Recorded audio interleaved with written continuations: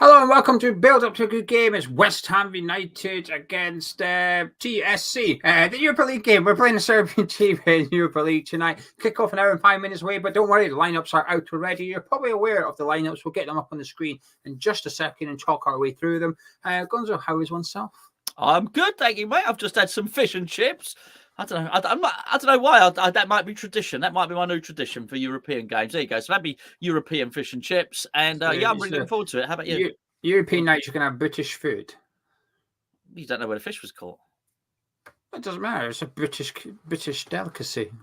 Well, that fish could have swum from wherever the team. Actually, funny enough, so they're a Serbian team, aren't they? But they are. I was told today that they're actually being funded. Well, I wasn't told.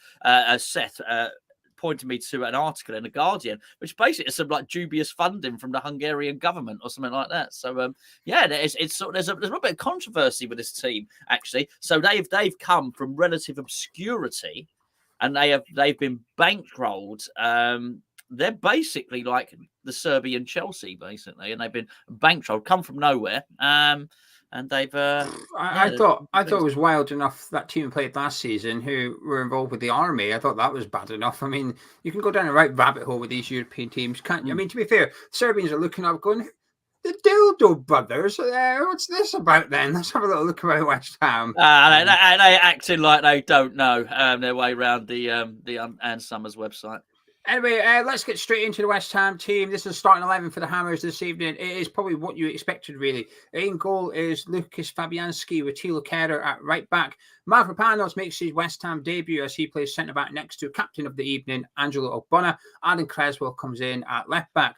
James Ward-Prowse is in centre midfield alongside Lucas Paqueta. Well, we assume it would be those two in midfield with Pablo Fornals in there as well. Saeed Benrahma on the left. Mohammed Kudus on the right, and Danny Ings as the striker for the Hammers this evening. Gonzo, what's your sort of immediate thoughts on that? Well, we'll get to the debutants, the full debutants in a minute. He's gone for that's an attacking central midfield that he's got there. That's a really good one. If it is as we suspect it is there, you've got Ward-Prowse in there, you've got Paqueta in there, and you've got you've got Fornals in there, really. So who's going to obviously drop deep? It's hard to say exactly what they're going to be doing, but you'd imagine Kudus on the right, Benrahma on the left. So, I mean, you'd say that's a pretty damn attacking midfield. There's actually, I would suggest, no recognised defensive midfielder there. I'm sure Ward-Prowse will drop back and sit a bit deeper, is what we can see from there. But I like that. There's an attacking intent there, and it's as good an opportunity as Danny Ings is going to get in a David Moyes West Ham team to score goals. Because there is no Souček in there playing defensive. I've said in the last few seasons, Souček has been deployed by and large as an auxiliary centre-half. Edson Alvarez, who obviously is banned, suspended for this evening's game, it drops in between the centre-halves. So even Ward-Prowse in there is going to be looking forward more than he's looking back. So I think there's going to be, hopefully, as far as Danny Ings is concerned, a lot of ammunition there. And maybe for him personally, he can put to bed a lot of the stuff about him not being able to score from within a David Moyes team. So I do think there's going to be a real opportunity for Ings to score tonight. I think it's a really attacking team. I think Kehler's at right back, the only concerns we have about Kehrer at right back is positioning. It's from a defensive standpoint. But he's, I would argue, possibly sometimes better than Soufal going forward from the right back position. So we're going to have supply from the right. He's going to Creswell on the left. So he's got supply from the left. Different type of supply from Emerson, who likes to get to the byline and do the dribbling, whereas Creswell's more likely to do an earlier delivery. I completely agree with you. I think I struggle to see how you can make that midfield three any more attacking, yet remain sensible. Could it be more attacking? Well, of course it could. We could play Michael Antonio, Danny Ings, and Lucas Paqueta in midfield. But while remaining sensible, I think that's as attacking as you can get. Yeah. And I think the front three is a case of Moyes playing three players that need minutes. Benrahma needs some to get his form back. Kudus needs his first start for West Ham. He's got it. And while I would have preferred to see Mubam up front, I do understand why David Moyes has gone with Danny Ings, because it's a bit of I'm almost going to call it Ben Johnsonitis now, that if Ings didn't start tonight and he played Mubama, you're basically saying to Ings, just leave in January because you're now third choice striker at West Ham, just go. So I get why Moyes has put Ings in for this one. I think it's a professional starting. Does that make sense? A professional lineup from David Moyes. It feels like we will win. And you've rested one player in particular. He's been given the night off. Antonio on the bench as well. So it feels like I'm happy with this team. Well, yeah, I mean that's the second story in who he's rested ahead of the Liverpool game, isn't it? And that's there's lots of them. That's for sure. I mean, it's easy to look at Ings. I'm not saying you did. I don't something I don't. I don't want to look at Ings because then you're picking out the one negative thing in the team that you don't like, and I don't like it. I'd prefer Obama on there. So there's a lot of positivity there. The midfield is something to look forward to. See Mavropanos is going to be really enjoyable. Hopefully, Kudus really looking forward to that, as I'm sure everybody else is as well. There's a story about who he's leaving out ahead of Liverpool to rest. Normally we get towards the end of the group phase, and it's great to be able to say normally, Geo, because we've had 2 seasons of talking about Thursday, Sunday, Thursday, Sunday. So it is normally. So, and when we do, we get to the point where we're saying, well, what point is he going to rest Bowen? We get to, we think Bowen's been heavily used up to now. He's already resting it. He's resting Bowen. He's resting Antonio. Alvarez is obvious. He's resting Souček as well. Soufal, Emerson. This is a heavily rotated team. And I don't know. I've just been eating fish and chips come down here. I don't know what the Liverpool team is. I don't know how comparable they're resting. But this is really using the squad. And I've got to say, without the team looking particularly weak, I really like what he's done, actually. I know you're pointing out that arse, but Liverpool's side is heavily rotated as well. Okay. But it's still a strong side, but it's got rotation in there. They're currently 1-1 at the minute. So your Klopp might be forced to put his big guns on. There's now a poll live in the live chat. Please get involved. Select whichever option closely reflects your opinion on the starting 11 selected by David Moyes tonight. The bench for West Ham this evening, there is no Jared Bowen. Jared Bowen's been given the night off by David Moyes. Some rumours that he's a little bit ill, but regardless, he's not on the bench. But the other ones that you suspect are, of course, we've got our 2 goalkeepers with Areola and Anang, and I'm going in order of the graphic by West Ham. Charlie's put it in positional order on your screen for you, so have a little look. But we've got Ben Johnson as well as Kurt Zouma and Vladimir Soufal. Got Mikel Antonio, Maxwell Cornet, Neil Aguirre, Thomas Souček, Conor Coventry is on the bench, as well as Emerson, and Mubama is on there as well. Bit of everything really on there, isn't there? So, we've got some cover at fullback, some cover at central defence, a couple of midfielders in there, some wide players, forwards. To be fair, if he's got everything covered, I don't so much mind it. I'd love to ask what's the thinking between 2 keepers on the bench. It's clearly not just doing it because he could... Go on, you got an answer. You're going to answer me. Why wouldn't you, right? You've got 12 substitutes. Could you imagine how stupid you'd look if you had to sub your keeper and then he gets injured as well? And it's like, well, why didn't you just have another one? I think it's a fair thing to do. If you can't cope with 10 outfielders on the bench, if that's not enough, then I think there's something wrong. So how many can you can make 5 subs, right? Yeah. Okay. So you can only bring 2 of the goalkeepers on anyway. So I think you say about that midfield that can't get much attacking. It can get more defensive if he does that. Yeah, you can do. Anyway, that's the West Ham team. While you're talking about like we've got every position covered, I also think we've got every scenario covered. So if we're 3 goals up, we've got Mubama and Cornet to come on. If we're 0-0. And we need a goal. We've got Mikel Antonio to come on there as well. If we're 1-0 up with 10 minutes to go and we're looking a bit ropey, we've got Soufal, we've got Zouma, and we've got Aguirre on the bench. So we've got every scenario as well as every position on there sort of accounted for. So it's a strong bench. I mean, this is why the English clubs are favourites for these tournaments, because look at it. Just look at our bench tonight and the starting 11. It's just ridiculous.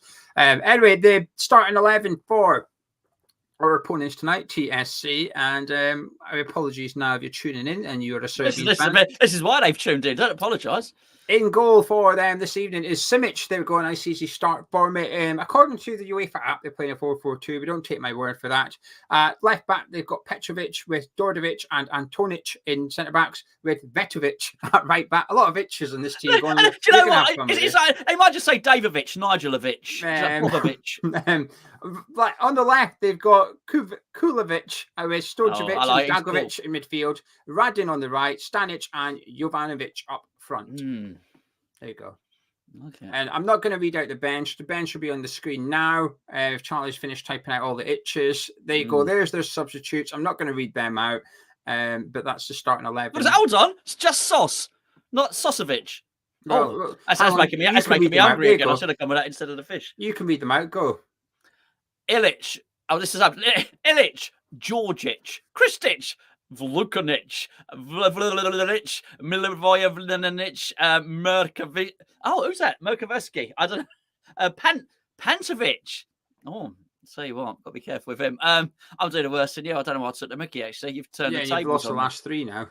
I like Pantovic. He runs out of steam. He runs out of steam easily, doesn't he? Sirkovic, Sos. I'm still going with Sosovic. Wankovic. I'm sorry. No, that's Ranker Jack. Anyway, sorry. There you go. That's your bench this evening for our opponents, and you've now got the starting 11 from both teams on your screen now. Thank you very much to Charlie. Oh, I missed Charlie at the weekend. Charlie had tonsillitis at the weekend. We missed all this stuff. I had to try and do it, and I couldn't really get it done. Do you reckon that's like a ringer, Antonich? That's just like a fake Antonio, isn't it? Basically, like you hire him and buy him on Wish.com. Yes, Moyes might try and buy him. That's right. Got the Serbian Antonio. I'm all over it. I like that. Anyway, right, we'll go straight into the bet actually. So if you're new around here, where have you been all this time? Make sure you subscribe. Big red button under your screen that says subscribe in it. It's quite big. You can't really miss it. Click it. It takes 2 seconds, and we appreciate it. Come along for the journey. But while you're down there, please do hit the like button by clicking thumbs up. But what we're ready to do now, myself and Gonzo are going to compile a little bet. We're going to stick a little fiver on it, and if it wins, we'll give one of you guys the winnings. Hopefully, we can get off to a good start this season. We won it at the end of last season when Gonzo wasn't here. Now, I'm not saying. Yes, you are. That's exactly what you're saying. I'm not saying it's Gonzo's fault. I'm just saying it could be a coincidence, but when Gonzo was absent, we won money and we gave it to one of our subscribers. So hopefully, I can win some of you guys to. We can get that done. Right? Okay. What are you saying? What are you fancying? By the way, well, I will say the odds are crap tonight for us. Like we're 1 to 8 to win. Bigger score lines. We're definitely going to win a Vitch. That's for sure. Winovich, right? Yeah. Okay. 5-0 Thanks to Daz. Daz has popped in. Say hello to Geo and Gonzovic. Dazovic. Nice to see you. Right. So, what are you wanting to put in here? 4-0. Put my scoreline in from the thing. Natural. Just give me some good odds. Let me have a look. Christ. I mean, 4-0 is very specific. I don't like that. But what I will do is say West Ham are going to score more than 3 goals. Okay.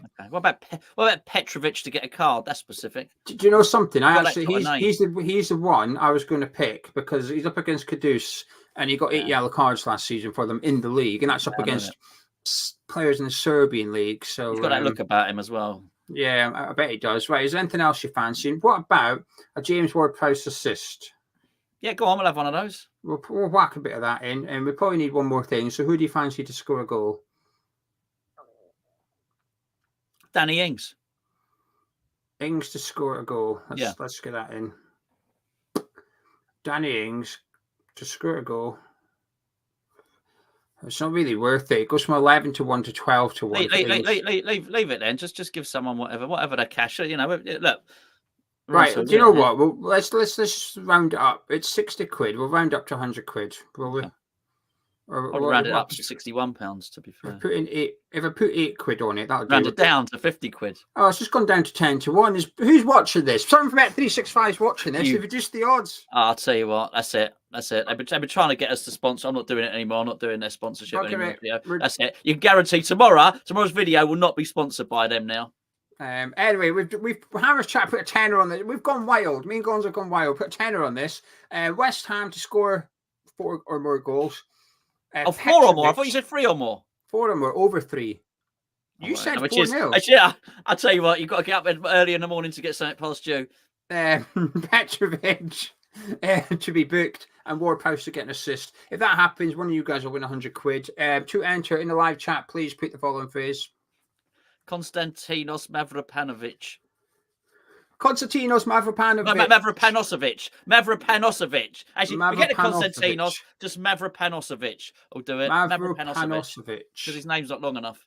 Mavropanovic. He's a good one. Alan saying Paqueta is all over this. Yeah, that's why the odds went down.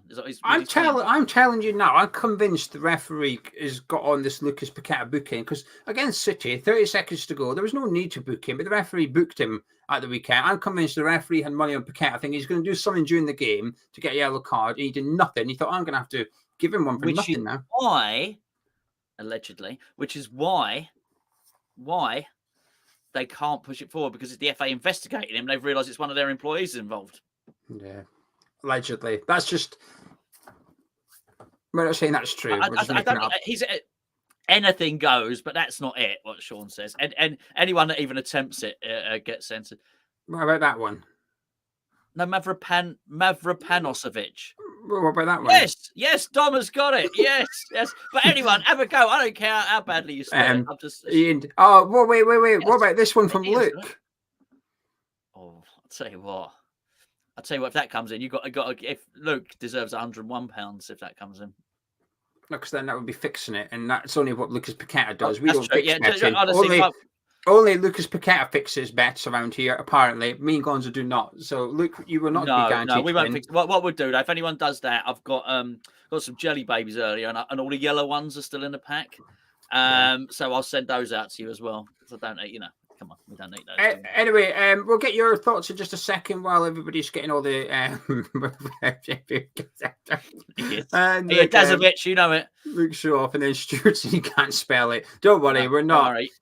He can't even spell Stuart. Never mind Mavropanosevic. And while you're all getting your entries in, Gonzo, you've seen the start 11. I'll be honest with you, my excitement's increased a lot, and it's down to Kudus starting. I was a little bit worried he wouldn't start Kudus because I thought Souček would start, so I thought it'd be Ward-Prowse, Souček.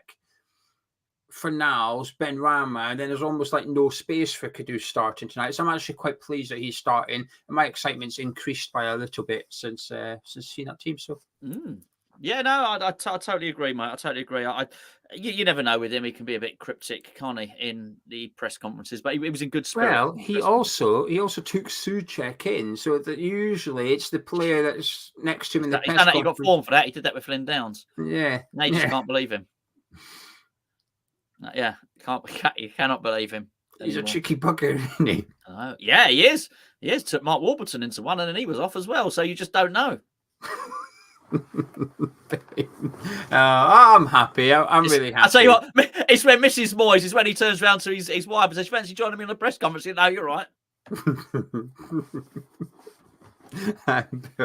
Anyway, right, time for you guys to get your thoughts into the live chat. It has to be about the West Ham team. Normally we say it can be about the other team. We're not doing that tonight because I won't believe you. So get your thoughts in about the West Ham team and any big hopes or worries you've got for the game. Not your score predictions. Do not give us your score predictions, please. But get your thoughts in now that you know the starting 11s. Gam is asking why I can't just call him Simon. I think Moyes probably has called him Simon. Who? Mavropanos. He calls him Dinos. Yeah. Well, Dinos said to call him Dinos. He did. Not to me. He didn't say that to me. Cameron says, so when those Souček is in Liverpool's That's game, right. But what happens if Kudus has a wonder game? It depends how sniffly Bowen's nose is. He's got a cold, isn't it? Logan says, this lineup exceeds my expectations. This could be a very exciting game. Lee says, new players always boost the team. Fred would like to see us get at it from the first minute, while Daniel's a bit annoyed that Danny Ings is playing for this one. Josh thinks we'll go behind and it's going to be panic stations. Major's asking, on a scale of eggs, how confident are you? Poached, Major. I'm very poached about this, my friend. Miles, patron joke. Major's been a bit naughty there. Miles says, my only worry is that Bowen isn't in the squad. I'm okay with it. Hopefully he's not like ill. I actually hope it's just a story to justify not keeping him in the squad. Because if he's 100%, the question will be, where's Jared Bowen? And Moyes has got to justify giving him a night off. Whereas Moyes turns around and said, he's a bit ill today. That's it. Conversation over. Move on to the next question. He's been spotted watching the Liverpool game, hasn't he? With his feet up, cheering on. With the red scarf. Maybe he's spooning Danny, ready to watch the West Ham game on TNT. Whereas everybody should. Well, I don't mean everybody should be spooning Danny. I mean everybody should be watching the game on TNT. But if you can't, if you don't have TNT and you want to listen to a visual radio, then Charlie may be able to point you in the direction when he crops up on the screen in just a little bit. But Charlie's here till full time, so don't go anywhere. Thomas says Moyes would have gone for Conrad or something. Will reckons this Serbian side is pretty good. Andy thinks Moyes calls on the Greek windmill. Harry thinks that Kudus could score 5 and still won't start, and I actually have to agree with that. I agree. Michael says Moyes has lined up the new midfielder, Sucekovic. I'll tell you what, he's good. He's got a good goal scoring record, but Moyes wants to turn him into a Defendovic. Jordan says Kudus mobility could unlock Danny Ings. Lucas asking if Ings has ever played European football. Gonzo, I'll let you answer that one. Yeah, that was his first season playing European football. Paul thinks we will win, but only after conceding first. Oh, so it's 2 people think first. This, yeah.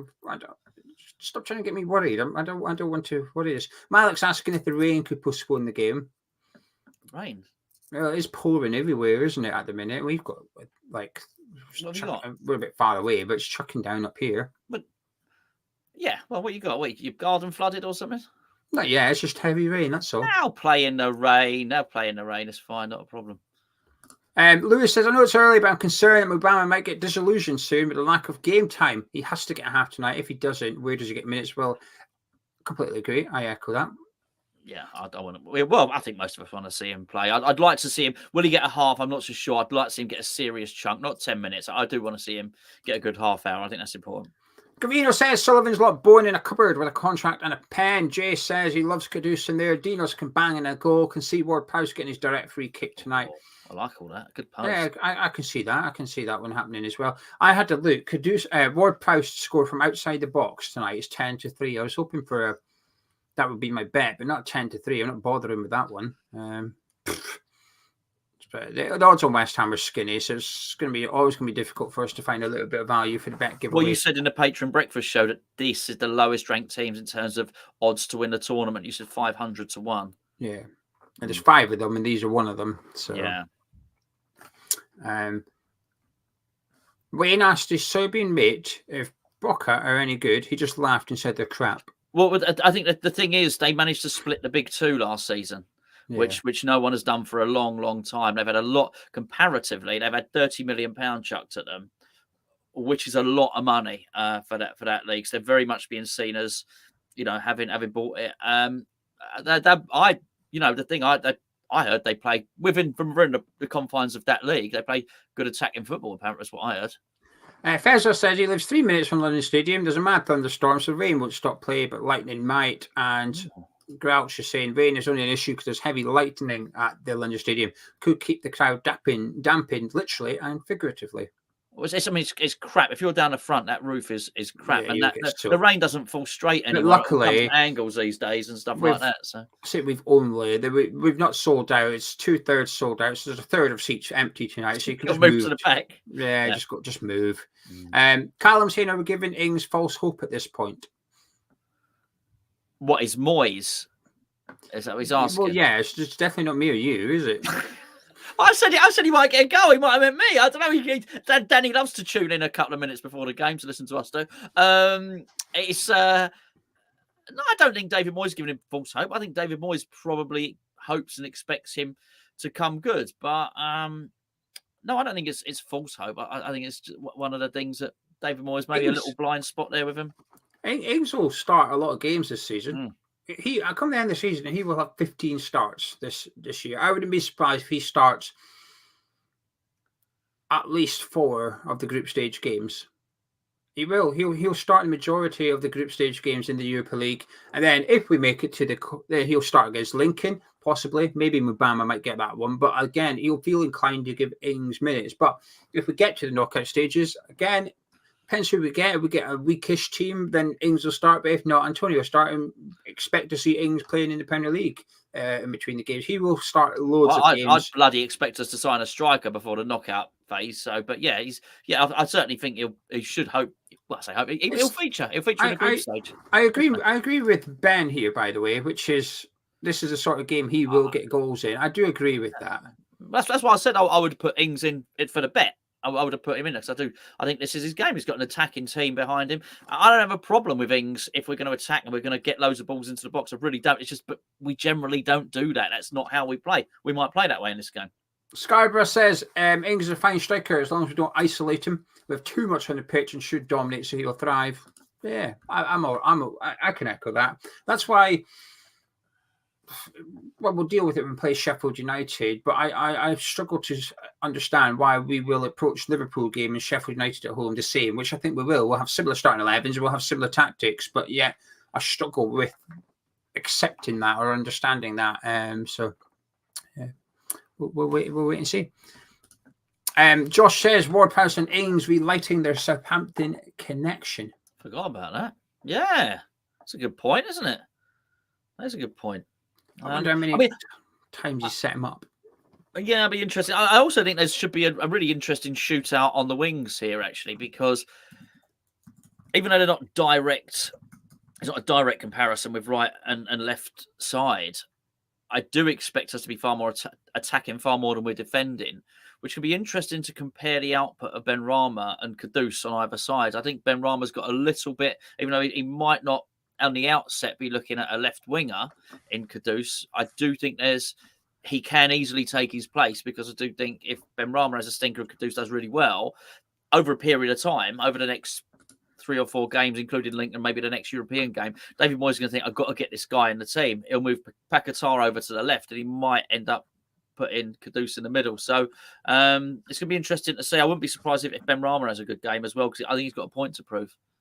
Yeah, I'm just trying to see if I can find out how many assists Ward-Prowse provided, but not a quick... 4. I think it was 4.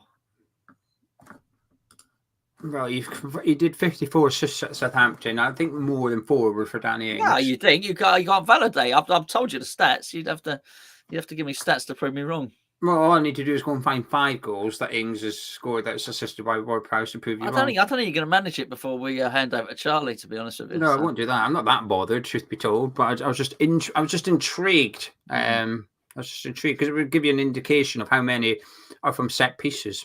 Leo says Kudus is very good on the wing and also thrives off a striker as a fox in the box, leaving the left back isolated for the 1-on-1. Then it'll be a cross or a shot after he beats him in the 1-on-1. Lewis is excited because we have the chance to thump a team to build confidence and get Kudus off the mark. He's not wrong, is he?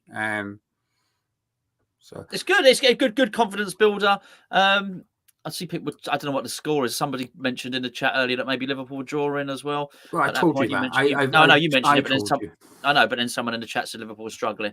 But yeah, so look, if we can get the win here and then go into there with our peckers up, well, you know, what can you do, Amy? Hey, what can you do?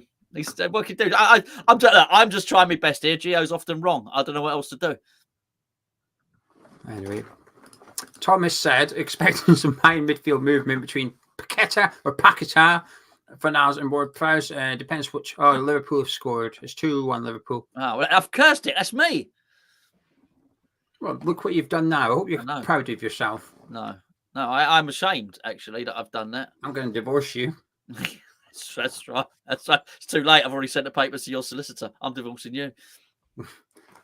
Can I have half of everything? You can, but you've got to get that flooding sorted out in the garden first. The postman couldn't get through. Well, you can have your net of easy peelers. I don't want them. Again, that's a patron chat. Take your easy peelers and do one.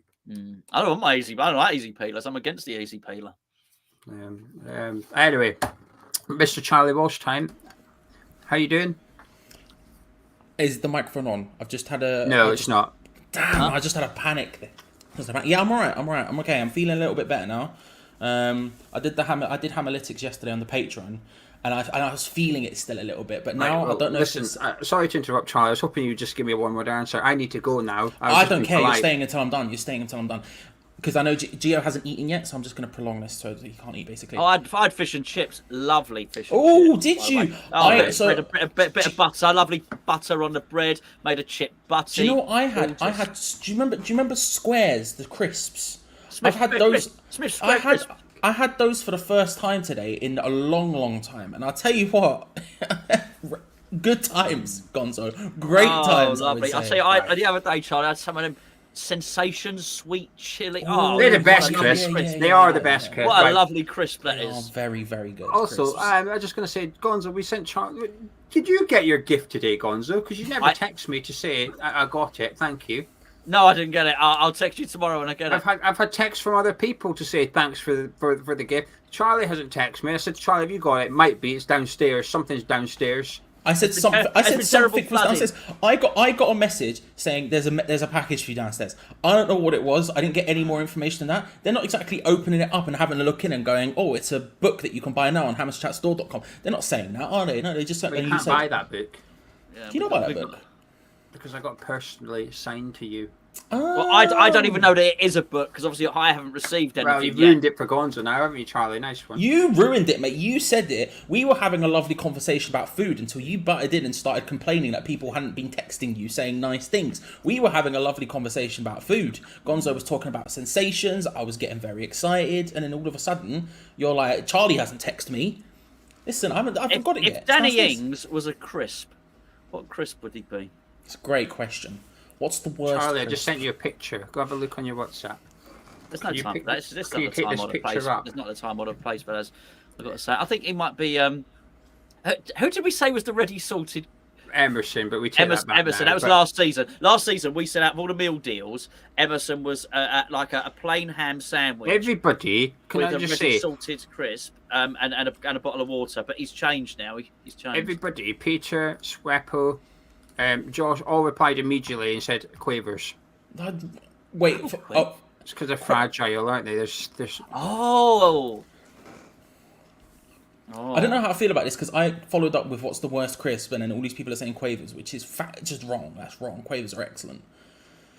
I don't care. Have you got the picture? Yeah, it was fun. Put it up.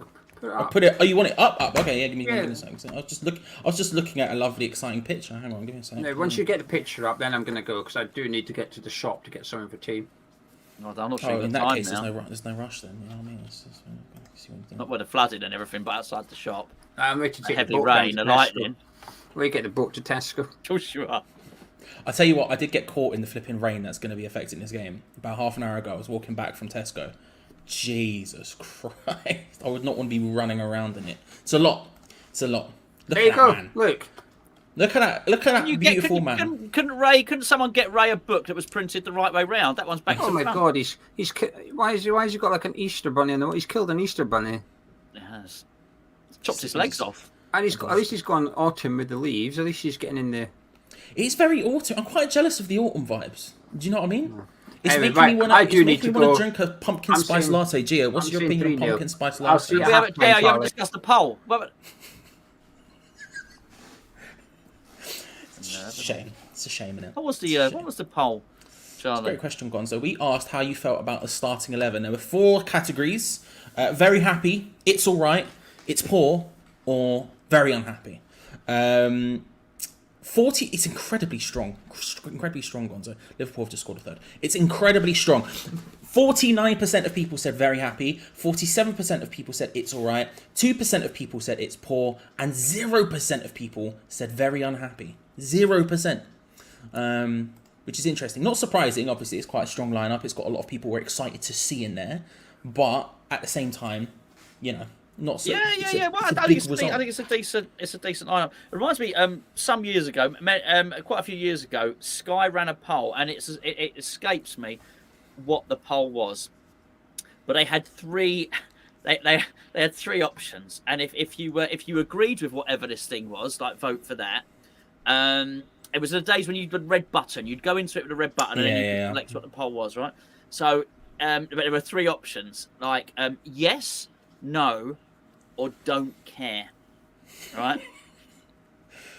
And it was brilliant. So I remember watching it, and I was in absolute hysterics because 3,000 people had not cared enough to vote on it. And I'm thinking, you don't honestly not care.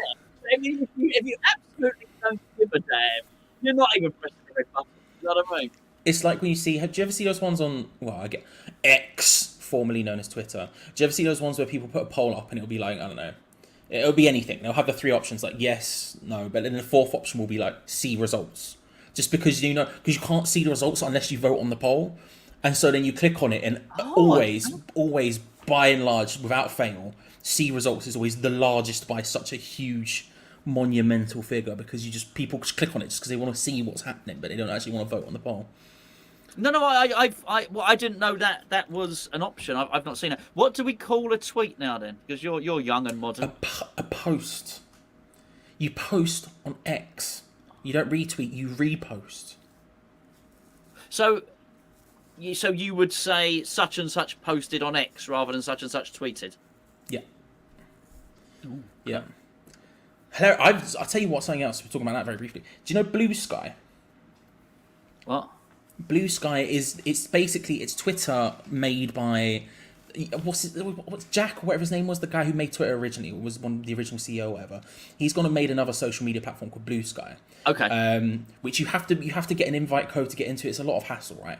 Gonzo, I got into it this week. I have never seen such an unbelievable, like, it was like someone started a channel called Chat Hammers with people who have the exact same names. It's incredible. It looks, when I say 1 for 1, I mean it's exactly the same. It's incredible. I don't know what sort of, like, not the ELO song, Mr. Blue Sky Andy, or the Unreal Shout, because it's a good song. It's an unreal song. Great album as well. ELO, unreal, just very good. But yeah, honestly, the most incredible 1 for 1 remake I've ever seen in my life. It's very impressive. I don't know how they get away with such things, but it's the same. It's like a forgery. It's the guy. Like I think he's involved. Like my West Ham shirt. Very much like that, Gonzo. Like the one, exactly. Like, I would say it's exactly the same as that. Yeah, some place. I'll go with that one. I'll join the old blue. Actually, I won't join the blues. Anyway, it's all too fragmented. Right, listen, Charlie. I'm gonna go. I'm gonna leave you to it. We're delighted to have you back. We really are. And I'm pleased that you're settling down in your chair with Danny looking over your shoulder. It's not been the same, my friend. It's not been the same. It's not. I felt quite weird watching the Man City game without having, because I sat on a chair here watching it, but I was like all ill and I had like a little lem sip here like this, and it's just quite odd. I felt the need to say things, but I didn't have to say anything once. It was great. No, why not? Why not? Do you know what I mean? Kick back, enjoy it. You're back now. You can now. Well, got to think of things to say for the next couple of hours. So good luck with that one. Yeah, we'll get there. Hopefully, we'll get there. Yeah, use everyone in the chat. You know what you're doing more than me, mate. Thank you everybody for tuning in, and you can get rid of me because you're better at pressing the buttons than me. See you later, Gonzo. Bye. Gonzo, ladies and gentlemen. Do you know what I like about doing stuff with Gonzo is he will just quite happily waste Geo's time like I will. Just a straight up waste of time. I'm here for it. Hello everyone, how are we all? Hope you're all well. Hope you're good. I'm back, but more importantly, we're back. The watch-alongs are back. Good to see you, James. Hope you're well. I can see West Ham Massive as well. Brand new channel if you haven't already subscribed to it. Gatesy's over there doing his thing. Go check it out. I hope you're all well. I hope you're good. It is the Europa League. We are back, ladies and gentlemen. The first game back in Europe. The third season in a row we can say this. And what I will say is that, honestly, I say this at the beginning of every European campaign we've had. I flipping love Europa nights. I do. Doesn't matter what one we're in. Doesn't matter if we're in Europa League, whether we're in Conference League. It doesn't matter. I love the European football, Europa nights, Thursday nights, Europa nights, all that stuff. I flipping love it. And we are back, baby. We are fully back. I'm trying to just control the volume on this player. It's a nightmare. Anyway, I'm very excited. I hope you are too. And we'll start with the obvious question. On a scale of 1 to 10, how confident are you? 1 being the least confident possible, 10 being the most confident possible. It's West Ham United hosting TSC Bačka Topola, or as Wikipedia thankfully told me that they're more commonly known as just TSC. So we'll just stick to that for now. How confident are you of a West Ham result this evening? Outside of that, if you haven't seen the teams, let's run through them. I don't have the graphic set up, so we're just going to have to... I'll read them off the bottom. They're on the bottom of the screen at the moment. West Ham line up as such. Pardon me, flipping it. My stomach is going crazy. West Ham line up as such. Fabianski starts in goal with a back four of Tilo Kehrer, Mavropanos, Ogbonna and Cresswell, what I assume will be a back four, with Mavropanos and Ogbonna as centre-backs, I would assume. We have a midfield of Ward-Prowse, Paqueta and Fornals, with Mohammed Kudus on one side, Ben Rama on the other, and Danny Ings up front. The bench, if you have not seen it already, is Areola and Anang, Johnson, Soufal, Emerson. We have Zuma and Aged. We have Souček, Coventry, Cornet, Antonio, and Mubama. Big lineup there. I think interestingly, when you look at this team, obviously it's very attacking, as everyone's been speaking about. Incredibly attacking lineup. I think there are worries for me in that sense. I think there's obviously a lot of confidence going into this match, and I can only assume that when I look at the live chat numbers in a second, that they will be very high in terms of confidence levels. But as I always say, these teams have earned the right to be in this competition just as much as we have, and we cannot overlook them. As much as we think it will be an easy game, and let's be real, this will probably be the easiest game of the group, we suspect, we can't overlook them. And I think there is maybe a worry when I look at this lineup in terms of Ward-Prowse, Paqueta, Fornals as a midfield 3. There's no real defending there. Ward-Prowse and Paqueta can get involved in that, but they certainly don't have the pace that if they commit forward to get back super quickly. Maybe Paqueta are a little bit quicker than Ward-Prowse, but Ward-Prowse is not a very fast guy, even though I sort of trust him in that defensive mould. You then have sort of Kera and Cresswell on either side. Kera worries me a bit, but new season, new vibes. That's back to boy, right? Cresswell, we know, can sort of slot into that back three maybe. So maybe that's the way we see it playing out. I don't know. But from an attacking standpoint, the other worry is Danny Ings. He just doesn't fit the system, just never has, never will, right? So we're looking at what he can do surrounded by very attacking players with Kudus, with Ben Rahman. I think this was something Gonzo said earlier. I think I heard it as I was doing other things. This is such a good chance for him, given the fact that he's up front with a lot of people who will get around him. Ben Rama's going to get forward. Kudus will get forward. You imagine Paqueta and Fornals will get forward. There's opportunities there, hopefully, that will help him out. But I'm feeling confident still, because this is probably, you would say, the weakest team of the group. Although, again, I'm saying that without really knowing too much about them. Let's have a look at their line. Actually, before we look at their lineup, let's have a look at these. Let's have a look at these confidence levels, shall we? I suspect they'll be incredibly high, and as I scroll back to the top of them, they are, unsurprisingly. Budgie, good to see you, sir. Hope you're well. If you haven't subscribed to Budgie's channel as well, obviously, make sure to check it out. Green Street Elites, what a wonderful man. As with the Sable Team, all the YouTube channels are in right now. All of them. Sable Team. How are you, sir? How are things going, Stu? I hope you're well, my friend. I hope you're well. Let's have a look at these confidence levels. Andreas hits a 10. Gatesy's hitting the 200. At least I assume it's Gatesy. Although technically, if it's your brother, I could still say Gatesy. Although I don't think Robert would like that. However, 200 out of 10. I'm not going to watch this until Bevo comes back. Bevo, listen. Bevo's here, bro. Bevo's ready. Bevo's prepped. You know what I mean? When it gets banned, I've got drinks galore right now. 10, 9.99999. 10, 10, 10. 10, 10, 10, 10. 10, hard to beat anything else. 9.9, 7, 9. Good evening, Terrence. Hope you're well. 10, 10, 10. No Souček, no. He's on the bench, but no starting acid. 10, 9.69. Nice. 10, 8. A confident 8. 10 plus. 10, 9, 9, 8. Incredibly confident. The most confident I have ever seen in the live chat, if we're being honest about it. I feel like I would be very high, despite the fact I've listed off some things there. Let's be real, I've listed off some things there specifically because, we're going to talk about all of the positives, and it is a very positive situation. We are in a scenario where we are likely to win this game. 6 out of 10, says Tom. I'm more confident in the City game. That's for damn certain, okay? That's for damn certain. I would still be very high. I would still be very, very high. I would probably have to say an 8.5, maybe a 9. Probably an 8.5, I think. Again, I'm someone who doesn't want to... I don't want to... Damn, Marks. 8 out of 10. Listen, they're top of their league today, I think. I don't know. I think they are. I think that's what Jack said to me when I was doing Analytics the other day. I think that's what Jack said to me. I'm not sure. 6.66. Shout out. Shout out to the big man downstairs. Do you know what I mean?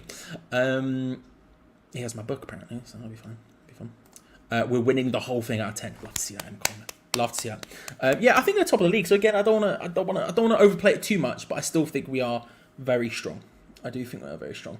There is quality on the bench, DC, although I'm happy with at least one of those two people. But there is quality on the bench. Again, just in case you haven't seen it already, the West Ham lineup as such: Fabianski, Kera, Mavropanos, Ogbonna, Cresswell, Ward-Prowse, Paqueta, Fornals, Kudus, Benrahma, and Danny Ings. The bench being Areola and Anang, Zuma, Aged, Johnson, Sufal, Emerson, Souček, Coventry, Cornet, Antonio and Mubama.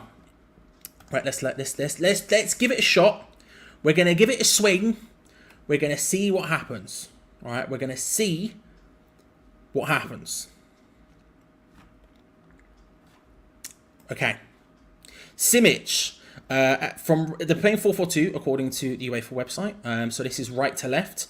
Simic, Setkovic, Antonic, Dordovic, Petrovic. Then you have a midfield four of Radin, Darkovac, Stoic. Or Stoic, I've never known how to pronounce that one. Not that I could pronounce any of them, that's a lie, Charlie.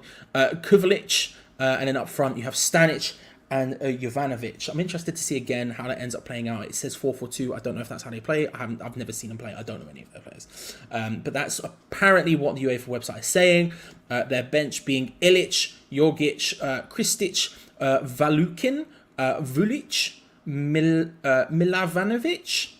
I've done 2 commas there. Merkovitsky, Pantovic, Srkic, SOS, and Rakonyak. Again, I don't pretend to know any of their players. I don't know any of their players. We'll learn about them as we go. However, those are the starting lineups for both teams. Now you've seen the lineups. And you've seen the bench. In fact, I'll lob the bench up just one more time. Let's do a bit of sub bingo, shall we? Sub bingo is the game where we predict when David Moyes will make his first substitution. You don't have to get the name, although they are running across the bottom of the screen, just in case you want to go for extra bonus vibey points. We're just looking for the time. I'm going to go 69 minutes as per usual. And I'm going to be confident. I'm going to say 69 minutes. Actually, I don't know whether this is confidence or not. I'm going to say Ings for Mubama. I'm going to say Ings for Mubama 69 minutes. I think that's a bit of a risk, but we're going to go with it. Sub bingo, ladies and gentlemen, do get involved. First of all, Dave, thank you very much for the £2. Don't forget to like, come on, yours. Do not forget to like, ladies and gentlemen. We, of course, aim for 300 every stream, although we've been smashing that fairly regularly, if we're being honest about it. But hey, we'll see. Once we get to 300, we're playing with house money, we can see where the vibe goes. If you are looking for a way to watch the game, but thank you, Dave. I'll put your name up there in a second. Asti Punch Jump Gaming, of course. If you're looking for a way to watch the game, there are definitely ways you can do it. It is live in the UK on TNT Sports 2, as well as Discovery Plus, which is the new thing we have now, which is fun. However, if you're looking for other ways to do it, maybe you're watching it somewhere else in the world, maybe you don't have access to that, there are ways you can do it. If you scroll down into the link in the description below, there's a bit there called Join Our Discord. Lovely Hammers Chat West Ham community, lots of fans to speak about, lots of nice people, all fans of all clubs welcome, but more importantly, on the left-hand side, there's a bit there called Stream Links in which you will find what you are looking for. Casey asks, would you rather finish third and drop into the Europa Conference League to play group runners up and then finish second and play a Champions League team? That's actually an unreal question. That's actually an unreal question that I hadn't thought about until this exact moment. I don't know. Part of me would probably say that I would want to play a Champions League team because I love one of the things I like about Europe is being able to play big teams, being able to play fun teams that we don't usually get to play, like Fiorentina and Lyon and people that you see, but people that you don't usually get the opportunity to watch and all that sort of stuff. So part of me would probably be that, although realistically we'd have a better chance of getting further into the group with the Europa Conference League. That's a great question, you know. I don't know. I don't know. I'll back Champions League for now, but I don't know yet. We'll have to see how it ends up playing out. Let's have a look at some of these sub-bingos. I love SOS. They'll be using that, yeah. Listen, the fact that when Gonzo read it out, he read it up as SOS and not SOS. I should have put it in all caps for him, but I was like, that's easy. This is light work. Even I could do that one. 84, 58 minutes, 60 minutes, same as you. Good to see you, by the way, Logan. I hope you're well, bro. 81st minute. I agree with Mubama. I love that. I love the idea of seeing him. 45th minute, Mubama, Bowen out for a month. I've heard he's ill or something. I don't know what's going on. I can't pretend to know. We'll end up seeing it, but I've heard he's ill. But I don't think it's anything serious. We'll see. 68 minutes, 30 minutes, 46 minutes, 58 minutes, 64 minutes, 55 minutes. Mubama, Ings from Mubama, 62 minutes. Third, massive. I want more chance of Europe. But I'm here for it. I think that is probably the correct answer, if I'm being honest. I do think going for the Europa Conference League is probably better because you get a better chance of getting through, and then we could go on potentially to win the whole thing. Imagine if we won it 2 years in a row. That would be balmy. I don't think it's possible, but imagine. 74 minutes, could have subbed after completing his hat-trick. Vibes. 55 minutes. Ings for Mubama and Mavropanos for Johnson. I feel sorry for Johnson. You got to pour one out for the guy, man. It's just a shame. It's just a massive shame for him. 68 minutes. Ings for Antonio. 65 minutes. Says Fred. Villa did lose tonight. I've got it on in the background because obviously they're on, I assume, TNT Sport 2. Yeah, they're on TNT Sport 2 because I've just opened up the thing. But just while Ray's here, just one more time. Look at him. What a man. What an absolute beautiful man that is. My co-host on Two Spanners, One Hammer, and just a beautiful, wonderful human being who I have nothing but love and respect for. Love him. What a guy. 53 minutes, Paqueta off for Cornet. 60 minutes, Souček for Pack. Souček is another good shout, actually. Souček's probably a strong shout if someone could come on. I think Cornet should get a chance to come on as well, to be fair, but I just don't know when it would happen. He's another strong point of coming on. 60 minutes, like for useless sub when it's still 0-0. Yeah, well, you know. Ado, good to see you, sir. Get the bells ready. $4.99. First of all, thank you very much for the full-time fund. Massively helps us out.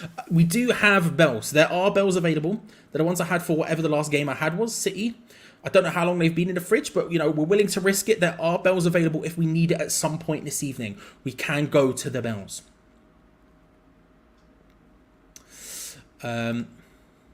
Fake fan, says Riz Chip TV. Yeah, think about this, Riz, right? So you're saying you want to do the best we can. Do you think we have a better chance of getting further in the Europa League facing a Champions League team, or do you think we have a better chance in the Europa Conference League facing a Europa Conference League team who came second in their group? But of course, the question remains who's going to drop down from the Champions League and who will be potentially facing Europa Conference, of course. Got nothing to do with being a fake fan. It's just you're thinking about it logically, bro. You think about it logically. You know? Think about it, bro. Come on, Riz. Come on. I don't know why I'm getting so aggressive with you, Riz. I think it's because you said fake fan that my brain's just gone mad aggressive. I apologise for that. Finished second, knockout Man United. Oh, vibes. Imagine it.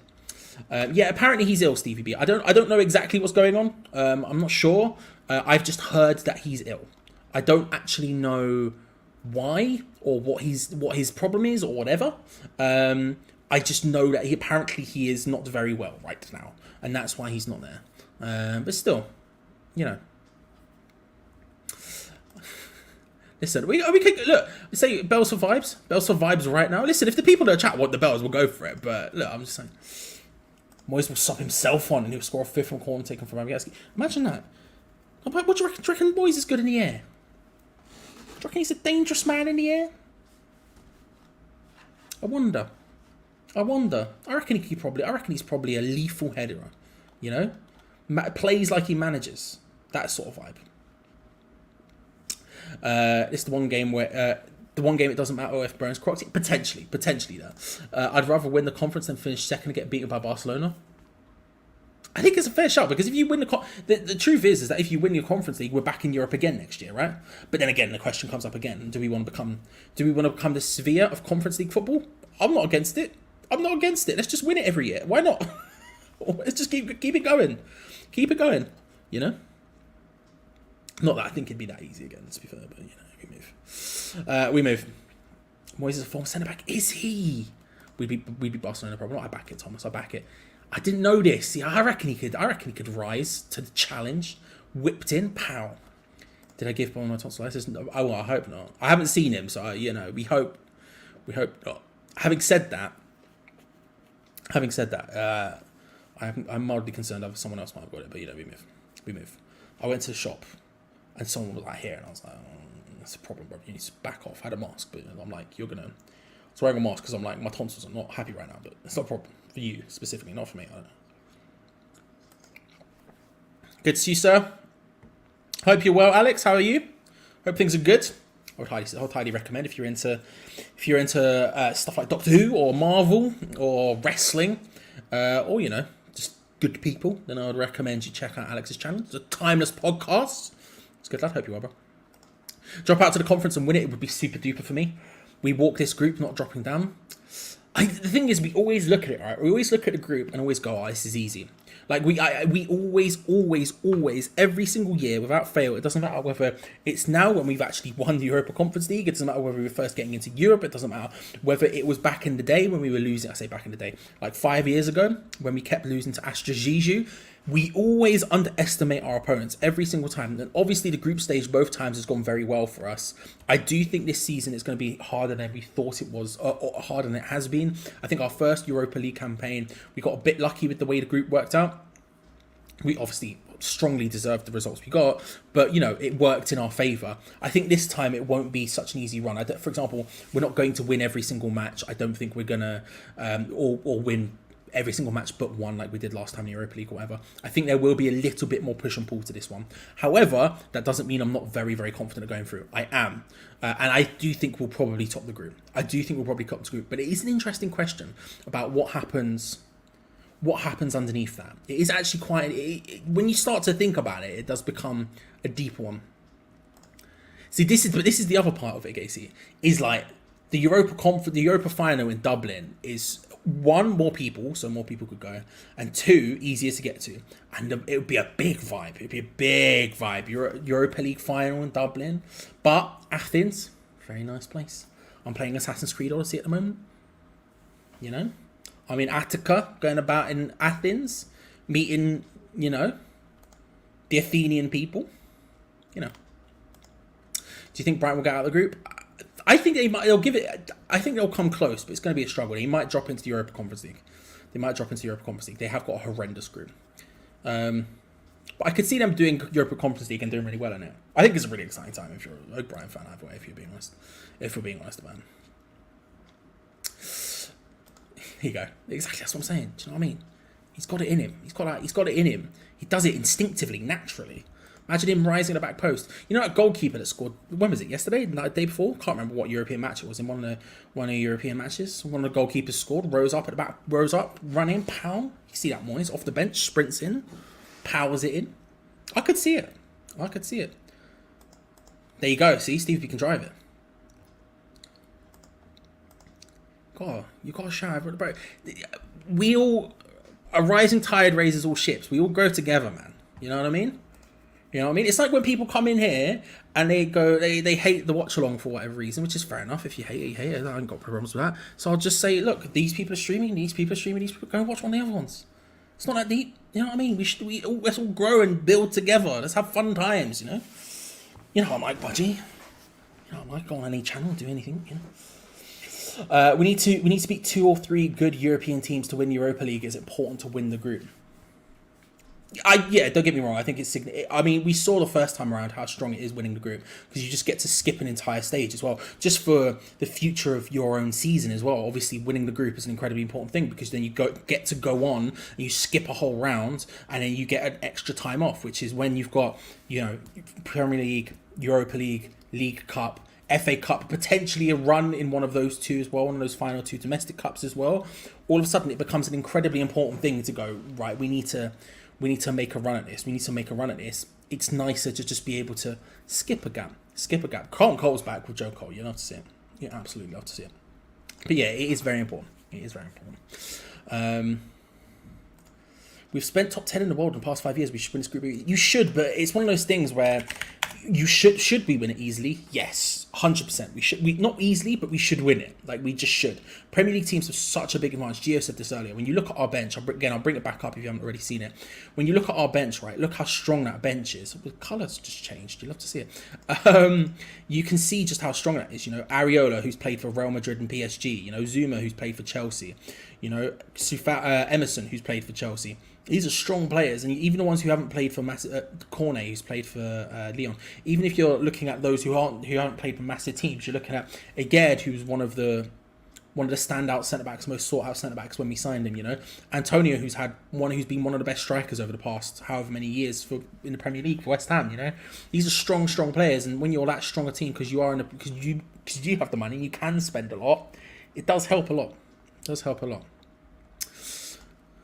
Decent striker. I mean, the obvious answer is like Drew McIntyre and that. They're too big, but like they probably know how to play football. If you're looking on purely vibes,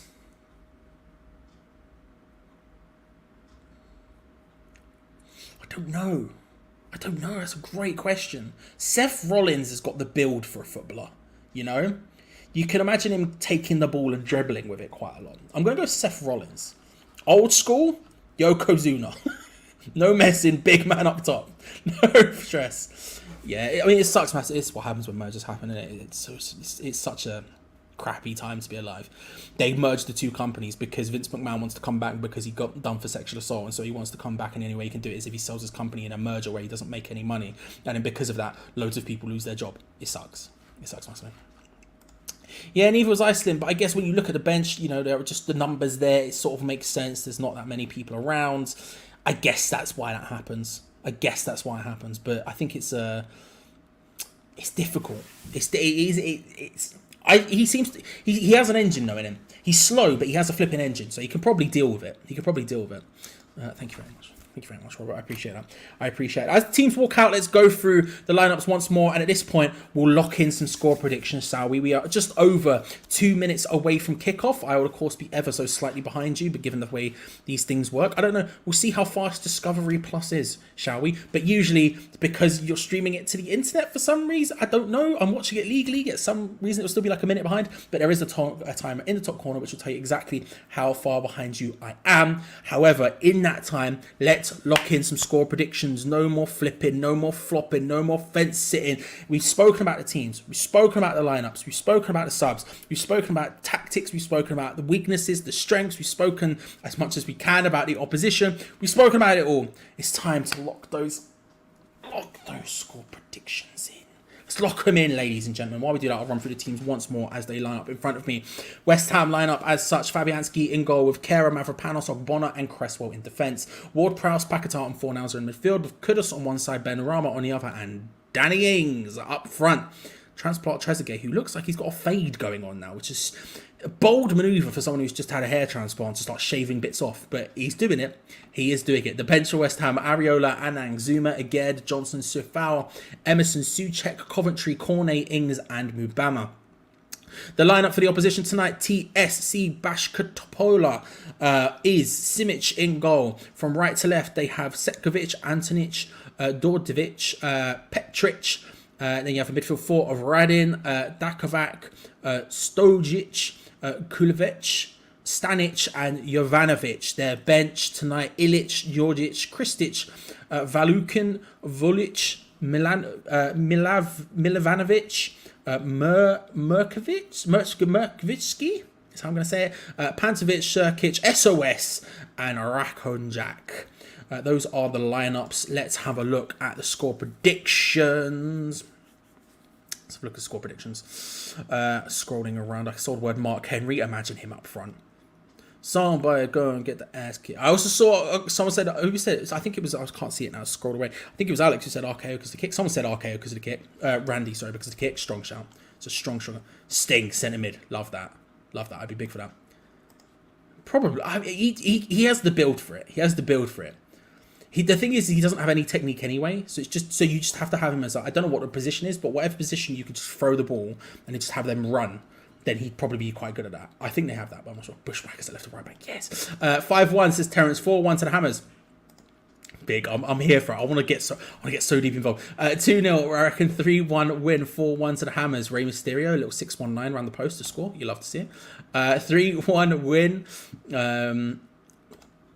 3-0, 4-1, 5-1. Deploy the boys. 3-1, 3-1, 3-1, 2-1, 5-0, 2-0, 3-0, 4-1, 3-0, 6-0, 3-1, 4-1, 3-1, 5-2, 4-0, 4-1, 4-1. Sorry, 4-1, 4-0, 4-1, 1-0, 4-1 is what we meant to say there. 4-0, 5-1, 6-1, 3-0. Big wins all round. Very, very strong, very confident. When you look through them, you gotta respect it, ladies and gentlemen. There is a minute's silence because of the stuff that's going on in Morocco and Libya at the moment. Of course, we won't address it because we're on a stream, but obviously thoughts go out to all of those people because Jesus, it is not good. Yes, Dan knows. Thank you, Daniel. I couldn't see who it was because it was scrolling past so quickly, but I appreciate it. 3-0. He could be a running back. Is that the role, Tommy? Is that what it is? The one who just basically grabs the ball and goes? Because if so, that's the guy. Also sounds like they play quite Are they wingers? They seem like wingers to me. Running back? Maybe I'm thinking wing back. Maybe that's where my brain's going. 3-0. 3-1, 3-1, 3-0. Of course, ladies and gentlemen, we will be. Has she? What? I hope. Well, I hope she has a grand old time. That's wonderful. I'm slightly jealous, I can't lie. We are about to kick off, ladies and gentlemen, in the Europa League for the third year in a row. Third European adventure is West Ham versus TSC Bačka Topola. TSC to kick off. The London Stadium. Big. And, wait for the ref to blow his whistle. We're underway. Deploy the boys. It's time to run two things. Come on, you irons. Big times to come. Let's go. Let's absolutely go. Things to see early on. What formation are we playing? What formation are they playing? It looks to me very quickly to us like a 4-2-3-1. It looks like Pablo Fornals is going to take up the more advanced position. That makes sense. It's kind of what you would expect, right? That's what it looks like. Paqueta fouling one of their players. We're a little bit of a high boot early doors. Yes!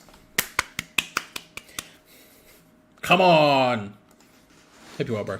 Subscribe to E20 Zone TV if you haven't already. What a man. What a boy Lucas is. Trying to figure out, again, what formation they're playing, what formation we're playing.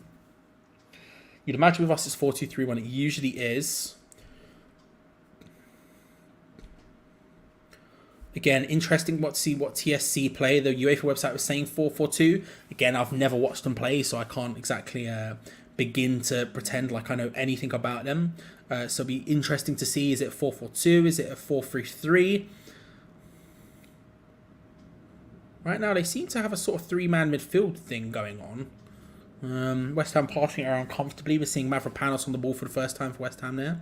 He's playing at right centre-back, unsurprisingly, tonight, with Ogbonna captain at left centre-back. Just keeping it calm here. It's interesting. This could be another situation a bit like Luton, where we're going to see what we can do, where we have a bit more possession. And I think that maybe that's potentially why Souček isn't playing tonight. I think when we saw against Manchester City Alvarez come off, it was obviously a huge detriment to us. It obviously impacted our play massively. I think it probably lost us the game, although the chances of us losing were already quite high already, but just having someone that good and losing them in that position was higher. Whereas against Luton, we obviously saw was it Luton or Bournemouth? Bournemouth is the one I'm thinking of in my head. We saw Souček and James Ward-Prowse, was it, I think, together? And it was it Paqueta and Souček with Fornals? It might have even been that. Oh, that's a nice ball into the path of Kudus, who goes down just outside the area. First touch, wins a free kick. Mohammed Kudus wins a free kick just outside the area. But against those teams, you feel like we might be able to maybe risk it a little bit, maybe step out of ourselves a little bit more to try and get in there. And it'll be interesting to see if that's what we do today, if we're able to do it against a team who most would suspect would be the weakest in the group. Free kick in a really strong area for James Ward-Prowse here. Free kick in an incredibly strong area for James Ward-Prowse. Maybe a bit too central, maybe arguably a tad close, but we'll see. Judas, my trustworthy friend, I hope you are well. I hope you're good, my friend. Thank you. It's good to be back. It's good to be back.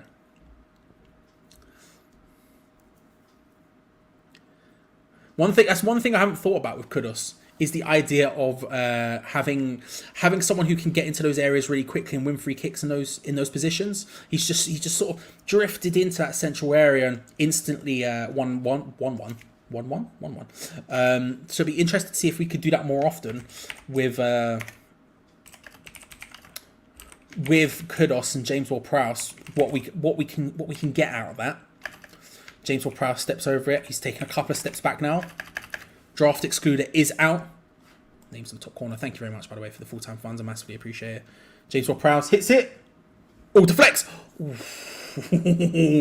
Little deflect off the top of the wall. Almost completely caught the goalkeeper out there. Close, and it's going to be a corner. Deflection completely left the goalkeeper for dead there. Bounced off one of the foreheads of the wall. Close. Here comes the corner. James Ward-Prowse to take it once again from the left-hand side. Kudus is in there. Mavropanos is in there. Ogbona's in there. But Mavropanos raises, goalkeeper punches it. Out to the edge. Benrahma hits it, can't quite find it. Follow up from Fornals. Deflects off someone again. I think it's going to be another corner. It is. It's another corner. Another corner. Early bombardment. Mavropanos rises, misses it a bit. The goalkeeper punches it out well. Everyone comes flying towards it. An awkward mishit from Benrahma initially. Bounces back out. Pablo Fornals runs into it, strikes it with his weak foot. Ends up going wide. Going to be the secondary corner now. This time from the right-hand side. James Ward-Prowse once again puts it in. He's looking for Danny Ings, the edge of the box there. Looking for a little cheeky one instead of putting it in for the heads. Looking to pull it back for Danny Ings, the edge box. Doesn't quite work out. TSC with a nice opportunity to counter-attack, but a good interception there from Mavropanos. Like that. Like that a lot. Oh, Paqueta, a little bit of miscommunication between him and Fornals there. Goes out for a goal kick. I like this so far. I like this. We're risking it. We're risking it. I'm here for it. He went flying. I'm not going to lie. That foul, he went down quite spectacularly. Maybe a little bit too spectacularly, if we're being honest about it. We need a Kudus goal tonight. I would love one, Pez. I would absolutely love one. I think it would be huge. It'd be such a good thing to see. Guana getting a little bit caught out there. It's weird because obviously not a lot of tickets have been sold for tonight. And it's quite odd to hear response Kudus offside there, taking up the corner mantle. Well, you love to see it. It's weird. The atmosphere feels quite odd because of that, because of the lack of tickets sold. There is a little bit of an odd sound to the match. Yeah, Kudus just slightly offside there. Nice ball though over the top from Paqueta. And again, that pace, that just wanting to run with the ball, it's going to be interesting to see how that affects us. And, you know, as someone said, like Bowen being out today is bad, but given that it's this game, it's probably the one that you'd pick it for, and it gives Kudus a huge opportunity. Nice pressure there. Wins us the ball back. You love to see it. It's dangerously so, Budgie. Dangerously so. Don't know what to do with myself almost. Don't know what to do with myself. What do you do? What do you do when we're all vibey and attacking? I don't know what to say. There is Paqueta slotting it forward for Benrahma. Out to Fornals. It's a nice three there we've got going on. Fornals, nice spreaded ball out to Kera. Kudus, nice touch. It's a nice little overlap there from Kera, which we maybe could have taken, but decided not to. I mean, his crossing's not the best, to be fair, but...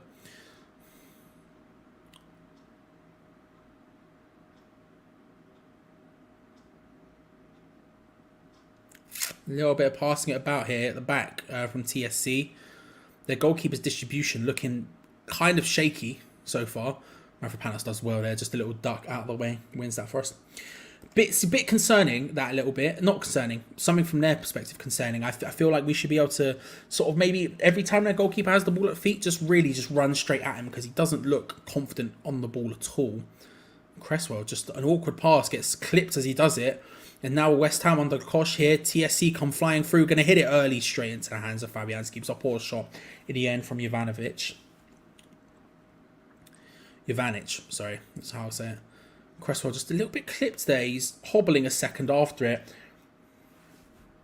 Again, looking for that counter-attack quick once they got the ball. But Ogbonna just sees him further and further out wide. And then the ball, eventually the shot happens and it just wasn't one. Just wasn't one.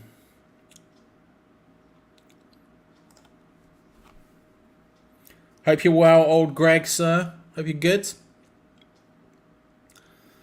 I'm watching on Discovery Plus. Freiburg have scored against Olympiacos, if you're interested. That's just popped up on my screen somehow. I'm watching on the Discovery Plus for the first time, which is a vibe. It's easier to get around than the old BT website was, I'll say that much. Benny first to score tonight. I could see it happening, Christopher. I could see it happening. Maybe. Yeah, maybe. I mean, we saw it last season as well. There was in the Europa Conference League group stages, we struggled to sell tickets as well. Benrahma does well, cuts inside, hits it just wide. Just slices it just wide there, but picks inside exactly what you expect Benrahma to do. Wide on the left-hand side, collects it, instantly cuts inside and instantly just looking for goal. In a game like tonight, he's probably going to get more opportunities to do that sort of stuff. More than he usually would. which is a good thing. Again, goalkeeper's on the ball here. Yeah, just press him. Just press him. Danny Ings just walking towards him there. That was better. It's funny thing. If I was Danny Ings, I would have sprinted towards him even faster than that. But still, it's easy for me to say when I don't have to do the running. Throw it to West Ham down the right hand side. 80% possession. It's kind of wild, Twister, isn't it? It's kind of wild.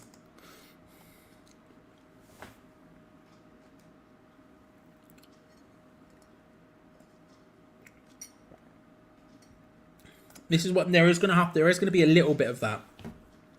It's going to be one of the big things, I think, from a captaincy perspective, from Ogbonna and a management perspective, is just making sure that no matter how it goes, players don't get a bit lackadaisical and stuff. If the game was to play out how everyone suspected it would, or predicted it would, poor ball over the top left from TSC straight into the chest of Fabianski. 78 possession to 22 currently. It's one of those situations where you do need to just pay attention, to just stay on top of it, just to be aware of what's going on, just so you don't end up, like we say, just getting very lackadaisical with it.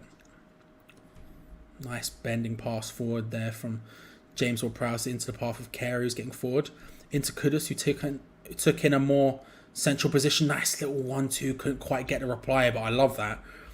He had loads of people around him, but again, just getting into those dangerous spaces, not looking wide and then collecting the ball and going inwards, playing the pass, but then collecting the ball again.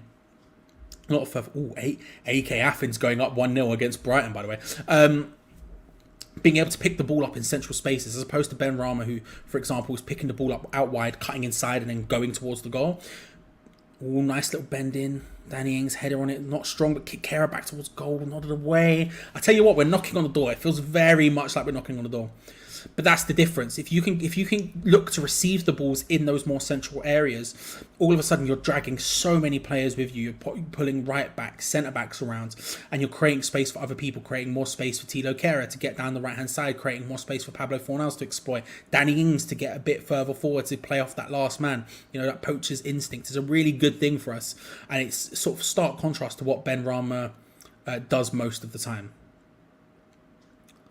Little bit awkward there, play, but we collect it again. This is just we're really on top right now. It feels like we're knocking on the door. It feels a little bit like a matter of time at this point. I know it's very early to say after 12 minutes in a match, but it does kind of feel that way.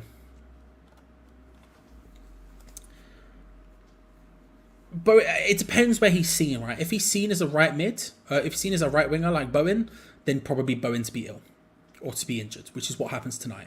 Outside of that, we'll see what happens. I feel like that's the big thing, though. I feel like he's also got... I think with Kudus, it's just going to be a matter of time. You know, we've got the Paqueta stuff rumbling in the background. Bowen plays so much football that it's nice to have an option there to just turn to if we do need to rest Bowen and stuff. I think for him, it's going to be a matter of time, and I'm okay with that. Long throw from Kera that time. Looking towards Mavropanos, can't quite find it. Wasn't the best long throw you've ever seen in your life, being honest, but still. Yeah, same. Cresswell, we'll see how it ends up playing out. He's not had the strongest performance so far, but it's very early in first. He's not exactly played a lot since pre-season, given everything that happened. So, but we'll see. Kevin, I'm alright, man. I'm alright. I hope you're well, sir. I hope you're well. I fear we can't break teams down and try and West Ham. I think, yeah, there's something I get consistently worried about, Stevie B. Fair. Good to see you. Thank you for coming at all, bro. I massively appreciate it. Yeah, it's something we've obviously always had a problem with. I think TSC are sort of doing a similar thing here, where they are sitting back, they are defending a little bit. They are, but is that because they're away to us? Is this their usual style? I don't know, but they are certainly. It feels like, you know, doing a lot of things Brighton do. For example, I mean, this like. They get the centre-back to take the goal kick. They lay it short to the goalkeeper and they sort of try to sucker people in. It does feel a little bit like what Brighton have done and what we have done at times to other teams, you know. Playing it around a little bit at the back, trying to suck them in. We saw against Luton that we ended up winning that game, but it was obviously a tough-fought match. Given that, feels offside there, Fornals. Yeah, he was. I was going to say he felt offside there. We'll see how that ends up playing out today, but it is always a constant worry I have as well, Stevie B. Yeah, I'm liking it, Inox. I'm really liking it. I can't lie. Again, I'm just liking how central he's getting as well. And he's getting central in a different way to Bowen. Bowen's looking to play off that last man, spinning to space, you know, pick up the ball and just sort of drive with it. Kudus is like sort of drifting into those central spaces, which is really nice to see.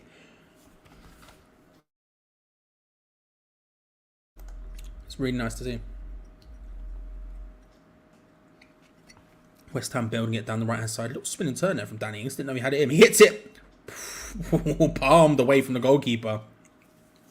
Danny Ings picking up the ball on the left-hand side. Little pass and spin. Gets him more central. Oh, that's not a bad pass from Paqueta. Doesn't quite work out. Ings lays it short. Fornals is there. He's got Kera on the overlap. Can't quite make it work. Deflects up into the goalkeeper's hands. I tell you what. Goalkeeper-wise, let's just pelt him. He doesn't look super confident today. He doesn't look as confident. I don't know that Danny Ings shot. Don't get me wrong. I'm not saying it was difficult, but the fact it's at like this sort of height and he still chose to punch as opposed to catch, where that felt, I'll be honest, that felt like a routine catch. It feels like the goalkeeper is a little bit nervous tonight, and I feel like we should just be almost shoot on sight, just pelt him, because it feels like it's going to be a matter of time. And if he is punching those balls away instead of catching them, if he is knocking them into dangerous areas, we could potentially get, you know, someone like Danny Ings poaching in those areas. Feels like a beautiful thing to happen. So I feel like we really should be just like put it on him. Again, he has gone for a skin fade, hasn't he? He has gone for, it's not quite a skin fade. He's gone for a fade, which for, again, hair transplant guys, it's a bold thing to do. Fadeable on. How much chat store, by the way? Love that. The TSC fans already just going wild. You love to see it. 4 hours into a good position to Kudus. Centrally, lays it short. A little bit of an awkward pass, but we can still maintain the ball. Nice play out to the right-hand side for Kera. Looking to whip it in. Ben Rama's there. Can't quite get there. Ings battles for it. We win it. Cresswell on the left-hand side. Again, we're just lining up here. Paqueta looked like he took too long, but it works out. Cresswell whips the ball in. Oh, dangerous. Kera! Save from the goalkeeper. We just had so many people in the area there just waiting for it. It was almost all 11 players, it felt like, were just on top of the area trying to create the space. Ben Rama, nice dribble around on the left hand side, finds it into Paqueta. Cresswell's just flicked it with the back of his heel. We're in that sort of territory, ladies and gentlemen. Cresswell's just done a little flick. Good defending there from TSC, eventually managing to force us back. Fornals plays it out wide to Kera again. Realistically, we want this sort of stuff to be going to Crosswell. Kudus looking to try and cross it in. Doesn't quite make it work.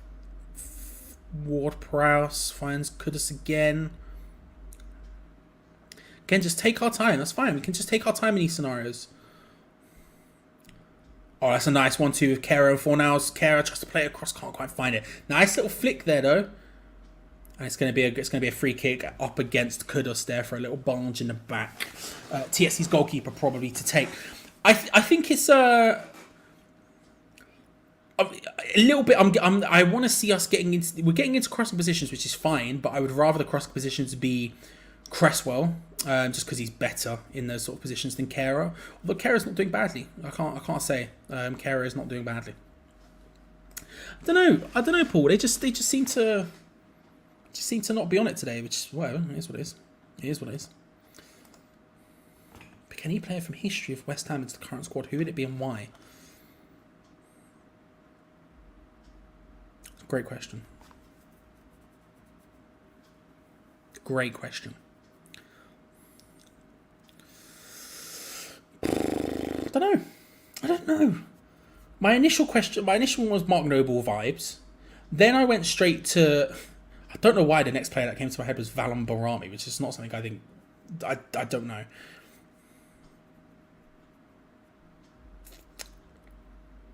I don't know.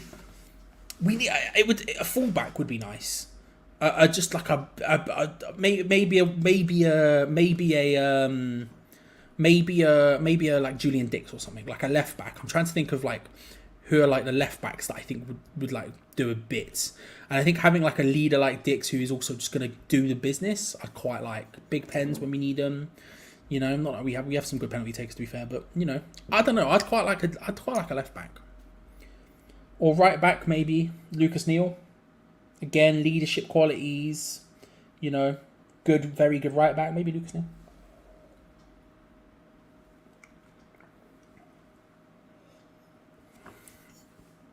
Like fullbacks are the big thing for me. Paqueta, nice little flick there. West Ham get forward. Ben Rama down on the left-hand side. Plays it in, looking for Danny Ings. Can't quite find it. We need to commit more bodies into those positions. Ben Rama there was looking for the cross, and Danny Ings is there and Kudus is there, but they're neither in particularly strong positions. And it's just so many TSC players in and around that area where it just makes sense to. It just makes sense to really maybe. I don't know. We just need someone else. I don't know.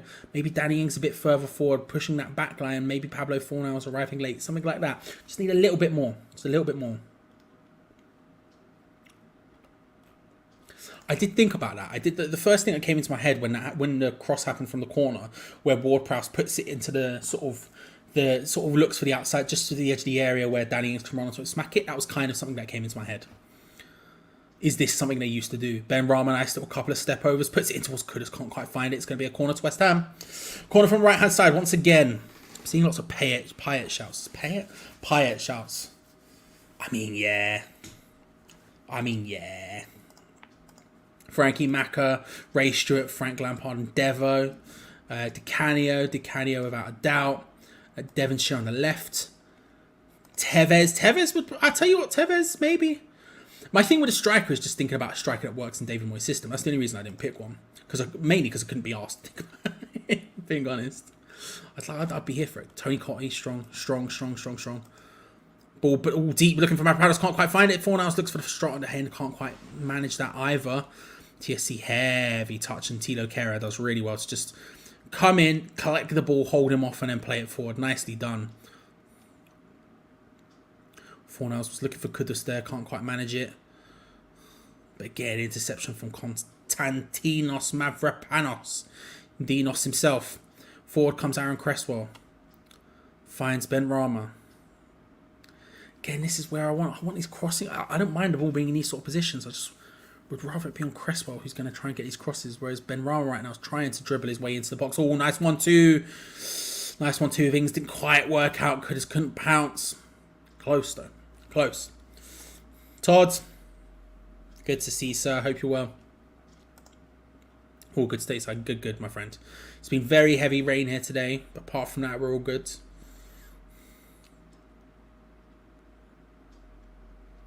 Kehrer finds Kudus. Looking a couple of drop of the shoulders, does well there to take the ball past their captain, who recovers well and takes it clean as you like. Tilo Kehrer diving in there a bit wildly. You'll have to see it. Brooking all day. Ashton. Sad times, you know what I mean? What could have been? Oh, we're at 296 likes, by the way. 297 likes, by the way. Let's go. We take that. Take that all day. 3 off free money. We love that.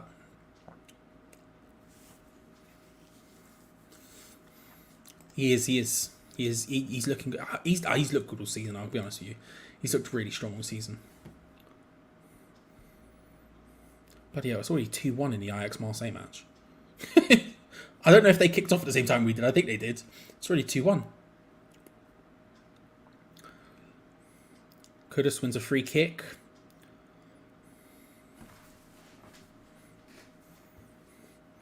Aaron Cresswell collects the ball. Steams into the area ahead of him. Kudus is in acres of space. James Ward-Prowse, love that switch. Oh, what a switch, yes. Pardon, my stomach's going crazy. Kudus into Pablo Fornals, nice first control, looking to try and cross it across.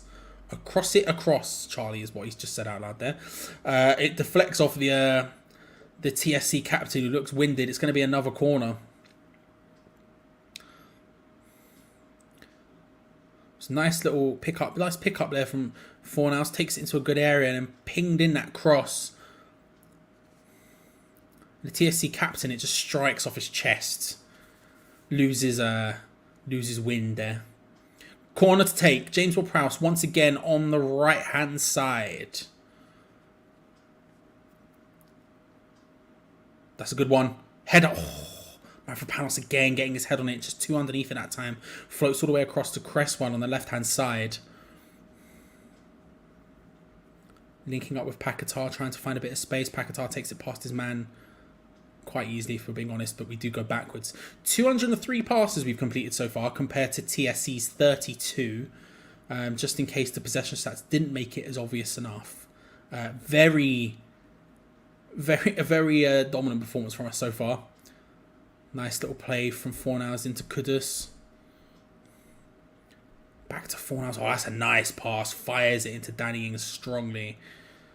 Again, just playing on the outside this area. We've got those numbers forward now. Earlier when I was saying we need more numbers forward, we've definitely got those forward now. Or sloppiness there into the path of Kudus. Have a shot.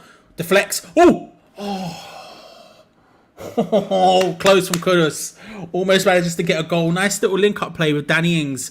He wins the ball back there, Kudus, just with a little stab of the foot. Deflects into the path of Danny Ings, who lays it short to Kudus, and who first time, and then Kudus takes a touch, readies himself, hits it, deflects just wide. Love that. Oh, Big Manny's here as well. Good to see you, sir. I hope you're well. How are you, my friend? I love Manny. Manny's great. He's on videos a lot on the table team. Here comes the corner. Mavropanos hits it. Oh! I'll tell you what. If Mavropanos is going to score from a corner, it has to happen. It has to happen. He keeps getting close and closer. He might be down holding himself there. Ball played in from James Ward-Prowse. He rises. He gets his head onto it. He lands really awkwardly. It's just wide, and I think it's Paqueta at the back post.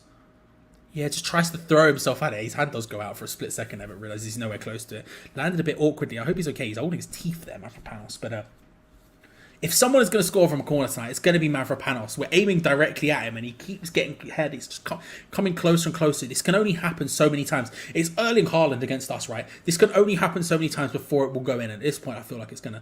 Anyway, as I was saying, Big Manny's great. He appears a lot on the disabled team. You should subscribe if you haven't already. Supports Leeds. Super knowledgeable guy. Love his takes. Would highly recommend watching this stuff. But yeah, time being taken here. Danny Ings looks like he's drinking washing up liquid, which is a little bit of a concern, but we move on. We're taking a moment there as Mavropanos receives a bit of seeing too for the teeth and whatnot. While that happens, I should say, if you are looking for a way to watch the game, there are definitely ways you can do it. Where's the button I'm looking for? There are ways you can do it. Like I say, it's going to happen. Like, Mavropanos will eventually score a header from a corner. It feels like it's impossible not to happen. I disagree so far, Stephen. But I don't think he's looking particularly great or anything, Stephen, or even particularly bad. I think he's just, settling into the game. He's collecting the ball. He's creating a bit of space. I'm liking what he's doing personally. Personally. Mavropanos looks fine. He's jogging around, as does the TSC player. I think they'll both be back on in a second. Bonds, Brooklyn and Devonshire, keep up the good work. Charlie, greetings from Austria. Well, David, I hope Austria is treating you well, sir. And some solid options there. Some solid options. See, when people speak, people keep naming left wingers, and I'm like, yeah, that's a good shout. Yeah, that's a good shout. Yeah, that's a good shout. Goalkeeper again. That distribution from that goalkeeper, man, it's just wonky. It's just wonky. Goal kick there, just flying off straight for a throw into us again. If we can, just every time he has the ball at his feet, and they don't seem against having the goalkeeper with the ball at his feet at times. They've been playing it around calmly at the back, so just go for it. Have a run at him because he's gonna. It looks like he might panic and just play it into a weird position. Passing it around at the back is nice pressing from TSC, to be fair. I don't know how long they can keep this up for, but they're pressing relatively well. Dinos and Kera linking up relatively well there. But they're not over pressing either, which is the impressive thing. I feel like we need to, if we are going to let them press like that, which is fine, we want to be able to get Paqueta and James Ward-Prowse specifically into sort of positions a little bit deeper where they can collect the ball from the passing around when we're passing around, just so we can hit a big switch quickly. See, James Ward-Prowse there was looking to do it. Ball got played to him by Aaron Cresswell. He's in about the middle of the park. There's a couple of players near him, but not too many. And he looked to sort of turn and lay it into a nice position. Ooh, close for us not get it. It's going to be a throw in. Where he can play the ball quickly out to that right-hand side. We want to be able to hit those switches quick because they're not committing to too deep a press. They're not committing to too OTT a press. Only a couple of people are coming, but that's all it takes. Hit them quickly. Hit them where it hurts. Spin, ping, run,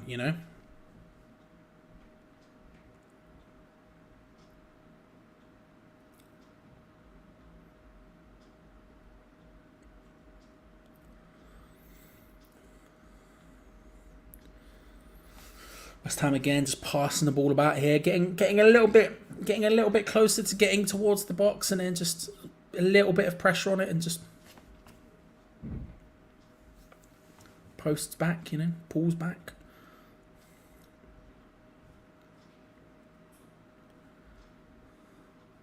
Playing it around at the moment. Again, I don't know who said it earlier, but that idea of, we struggle to break teams down who West Ham. And I'm not saying we're struggling to break them down as such, but we're certainly not doing it consistently with any sort of aplomb right now. Nice little play forward there from TSC. Although instantly just bullied off the ball. Paqueta and James Ward-Prowse. Kudus picks up the ball. With no free kick, but he continues with the ball amazingly. We look to load up a shot there for a second. Instead lays it out wide to Ben Rama, who cuts inside to the area. Lays a shot to Paqueta, who hits it again. Goalkeeper just sort of scoops it away. 4 nows on the edge of the box on the right-hand side. He's got Paqueta just on the outside of him. First one doesn't work out. Second one does. Kudus with the header's just over. Kudus there loading up a shot from range. Didn't pull the trigger eventually. Again, another example of this goalkeeper just being a little bit nervous. Paqueta, it's not a great shot from range. I mean, it's curving slightly, it's spinning a little bit, but it's practically right at the goalkeeper. And again, just scooping it into dangerous areas. We just shoot on sight. Just shoot on sight. It's fine. Breakthrough's imminent. I feel the same. Definitely strong, Jimmy. Definitely strong.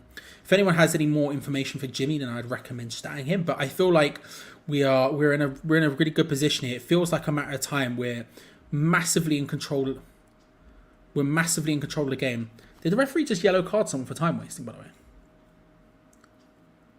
Don't know what's just happened. I think someone just got a yellow card. Was it a TSC player? I'm not sure.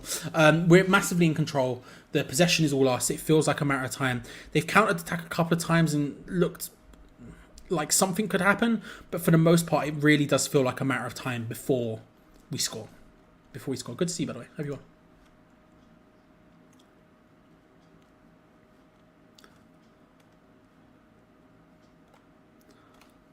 Yeah, I agree, Casey. 100%. I agree.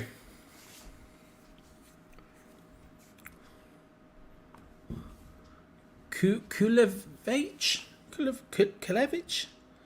is the person who got yellow carded for TSC for time wasting. Incredibly. In the first half of the first group game within half an hour of the first group game of the European tournament, man got yellow carded for time wasting. I don't know if that's what happened, but it looked like it, which is insane to me.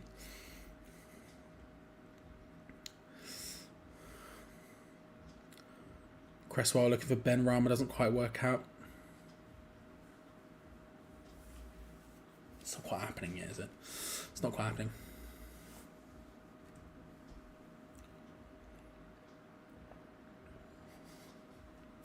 Listen, he's a scary man.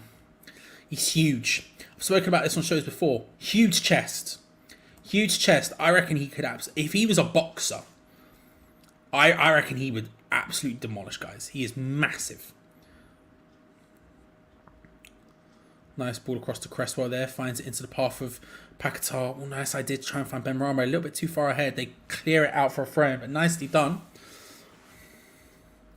Again, we want to just be a little bit quicker. Or Paqueta does well to keep it in, plays it. He was looking for... I don't like Danny Ings' positioning. I don't like Danny Ings' positioning. He's always slightly too deep for me. We've always got a bunch of people around the six. We've always got a bunch of people around the penalty spot, sort of standing there. Danny Ings is amongst them, and I want when we get into those crossing positions and we have enough people there. Nice fit from Danny Ings there. Kudus controls it, hits it, deflects off. Going to be another corner. I want to see us when we're in those positions, when we have enough people. When we have enough people in and around the area, I want to see at least one really pushing the centre backs, one pushing the 6-yard box, pushing the goalkeeper, and we just don't have enough of it. We just don't have enough of that right now. It's frustrating. It's a little bit frustrating. How do you like my steaks? I don't know. I just eat steak. Not raw. Well done, probably, but played in. Bonner can't get his header, can't control that one towards goal. It's going to be a goal kick to TSC. Probably medium, I guess.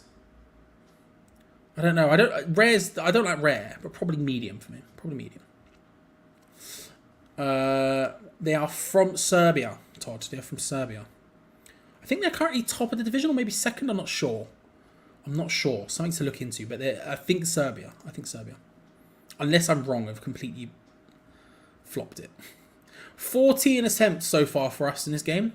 1 for TSC Bačka Topola. Only 3 on target for us, though. It's the way it's going.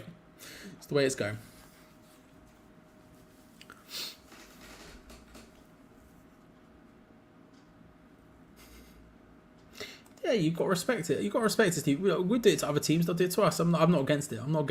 You know. I'd rather us be more capable of breaking it down, but I'm not against it. I can respect it.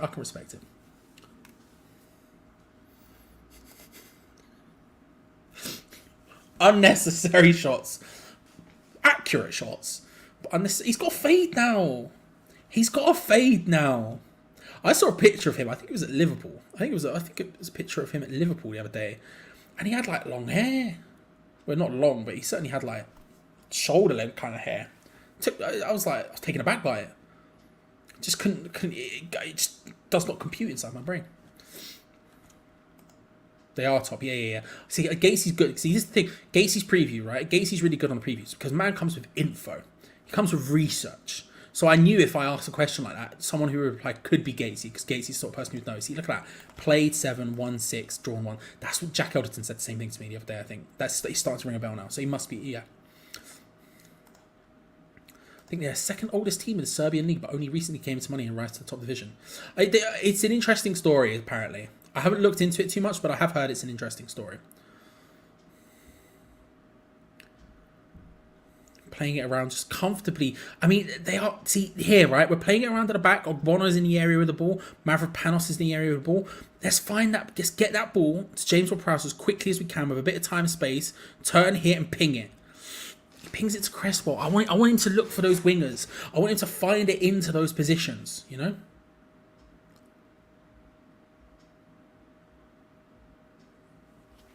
Because that's it. If they are going to commit, we need to just find those positions. But to be fair, we can't see, right? When the camera's aiming one way, we don't know where our wingers are and where their fullbacks are. Are they man marking them? How close are they to them? Sort of thing. Is it? Maybe it's not possible to be able to ping it towards a Kudus or towards a Ben Rama. Kera Kudus again taking up those more central positions. Nice little dribble. Past 1, past 2. Lays it out wide. That's really nicely done. Kera, wrong decision. Took a really heavy touch inwards and then tried to take a shot, sort of swinging at it with his left foot at full range. But Kudus does really well there. I tell you what, Kudus did really well there. First of all, the initial one to take it past a couple of people, then to lay it out to Kera. Really nicely done from Kudus. And then that second time just to run in and stop the counter attack from happening.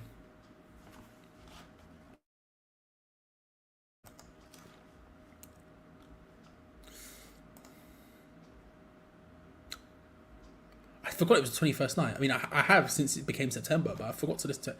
I will listen to it later. Happily and excitedly.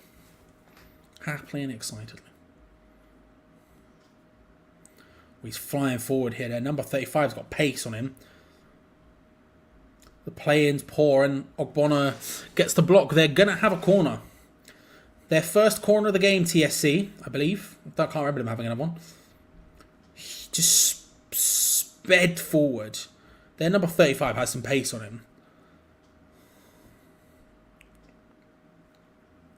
Again, this is the situation. You just got to stay attached. We've got a lot of big men. Maybe not as many as we usually have. But we have big blokes in there. Probably zonal mark this. Let's just keep it calm. Thankfully, the corner is very, very poor. It goes over the top of everyone. Feels very West Ham pre-James Ward-Prowse. Just over the top of everyone. Well, to be fair, we've been very good from corners, but not last season, but you know. Stanic to number 14. Good tackle there from Paqueta. It's going to lose out on the throw. Going to be a throw to TSC on the right hand side. Decent little spell from TSC. Best spell they've probably had so far, you'd imagine. Best spell they've had.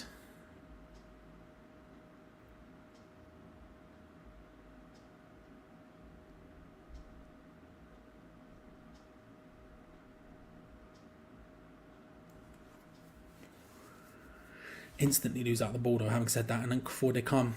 AEK Athens retake the lead against Brighton, by the way. 2-1 there. They're beating Brighton at Brighton. Brighton had equalised and they come back into it. Olympiacos now also equalising against Freiburg as West Ham come forward. Tilo Kehrer again, just switch on, man. Switch on. He's not having the best of games, Kehrer. Not having the best of 10 minutes is Tilo Kehrer, unfortunately. Another position there. He gets the ball in a strong position and tries to just go with it forward. It's just such an unnecessarily heavy touch, and then loses out to a TSC foul. I think Kehra's going to pick up a yellow card. Very unnecessarily. Apparently it's Kehra's birthday. I didn't know that until just now. Apparently it's his birthday. So happy birthday, Tilo Kehrer. But there you go. Stress. It's not working out. Stress.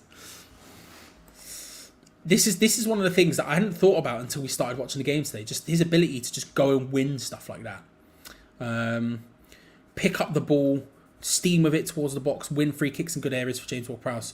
Pick up the ball, steam with it into the area, really try and get forward, win corners, that kind of stuff. Nice. I haven't thought about it until just now where he won his first one. I hadn't thought about it, but I'm loving it. I'm loving it.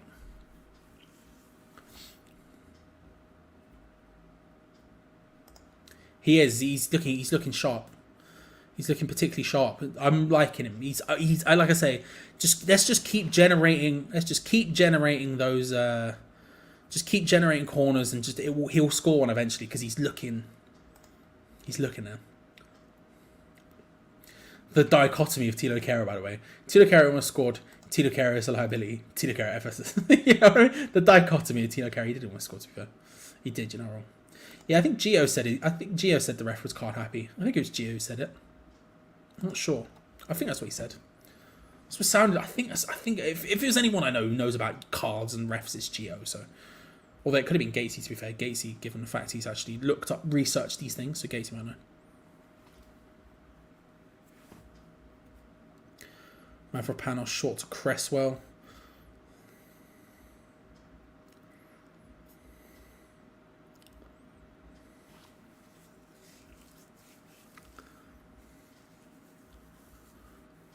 Lose out on the throw in there to TSC. Feels a little bit...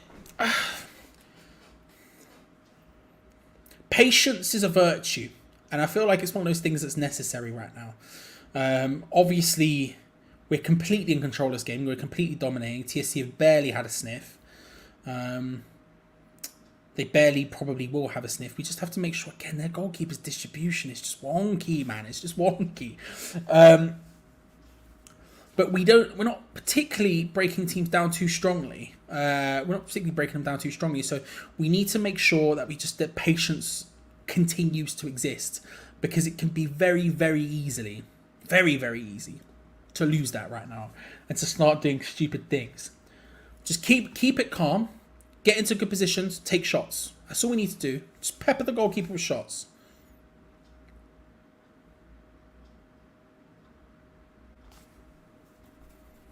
Ogbonna, free kick, gives away there.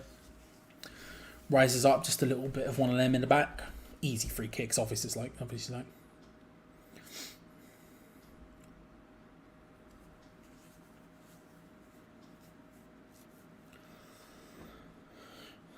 It raises interesting questions about what you do at half time. Oh, that's not a bad pass, actually, to be fair, from TSC. Pulls it forward, and Ogbonna again just covers well. At number 35, he's getting joy. He's getting space down that left-hand side. Again, he's just showing he's got pace. He runs really nicely. It's a nice stride. The way he runs. That sounds like a euphemism. He has a nice stride. But he does well there. He's creating space, and Ogbonna's just covering him strong. And it's going to be a corner again. Something that we should be more than comfortable enough dealing with, given the sort of personnel we have. Oh!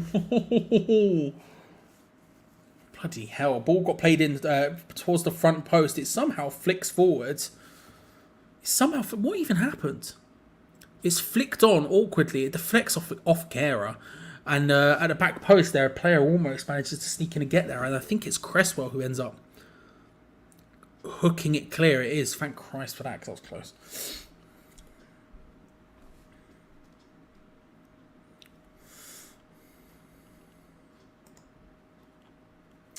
I found out West Ham was. Yeah, it is pretty bad. There's few people there. Game where nothing's really happening. It's not a great atmosphere at all. Again, like I said, we had similar problems in the Europa Conference League group stages where we struggled to get people into the ground, and 3 added minutes. It sucks, to be fair. It sucks. 3 added minutes. TSC with yet another corner. Last 5-10 minutes have been probably the strongest they've had in the game so far, and even then they've not been particularly strong, but whipped in, looking for the back post, header comes across, and Fabianski was a bit nervous there. Sort of moved several times towards it without actually making any sort of considerable movements. Oh, off the top of the bar as well. I thought it went just clean over off the top of the bar as well.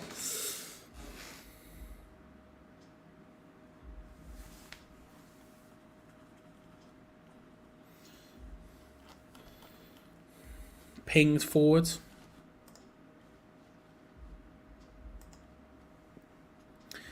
Failed again. TSC coming forward again. I tell you what, TSC have grown into this game in the last 5 minutes. Poor pass again. I don't know. I don't know. GP with the £2. Thank you very much for the full-time fund. Massively appreciated. Where were you last Premier League match? I had to watch West Ham Network. Listen, there's worse things. As worse things that happen in the world. I think Cresswell's injured, by the way, because it seems, I don't know who was coming on. I think it was Emerson. Mind Ben Johnson just getting game time, but that's more just desperate because I'm desperate for him to get game time. But yeah, I was ill. Tonsillitis, GP. Tonsillitis, couldn't talk. I feel it in my throat at the moment, to be honest with you. But yeah, that's all. But thank you very much for the £2. Listen, there are worse things. People, if you're not enjoying the watch, there's definitely others you can watch, and I'd highly recommend it.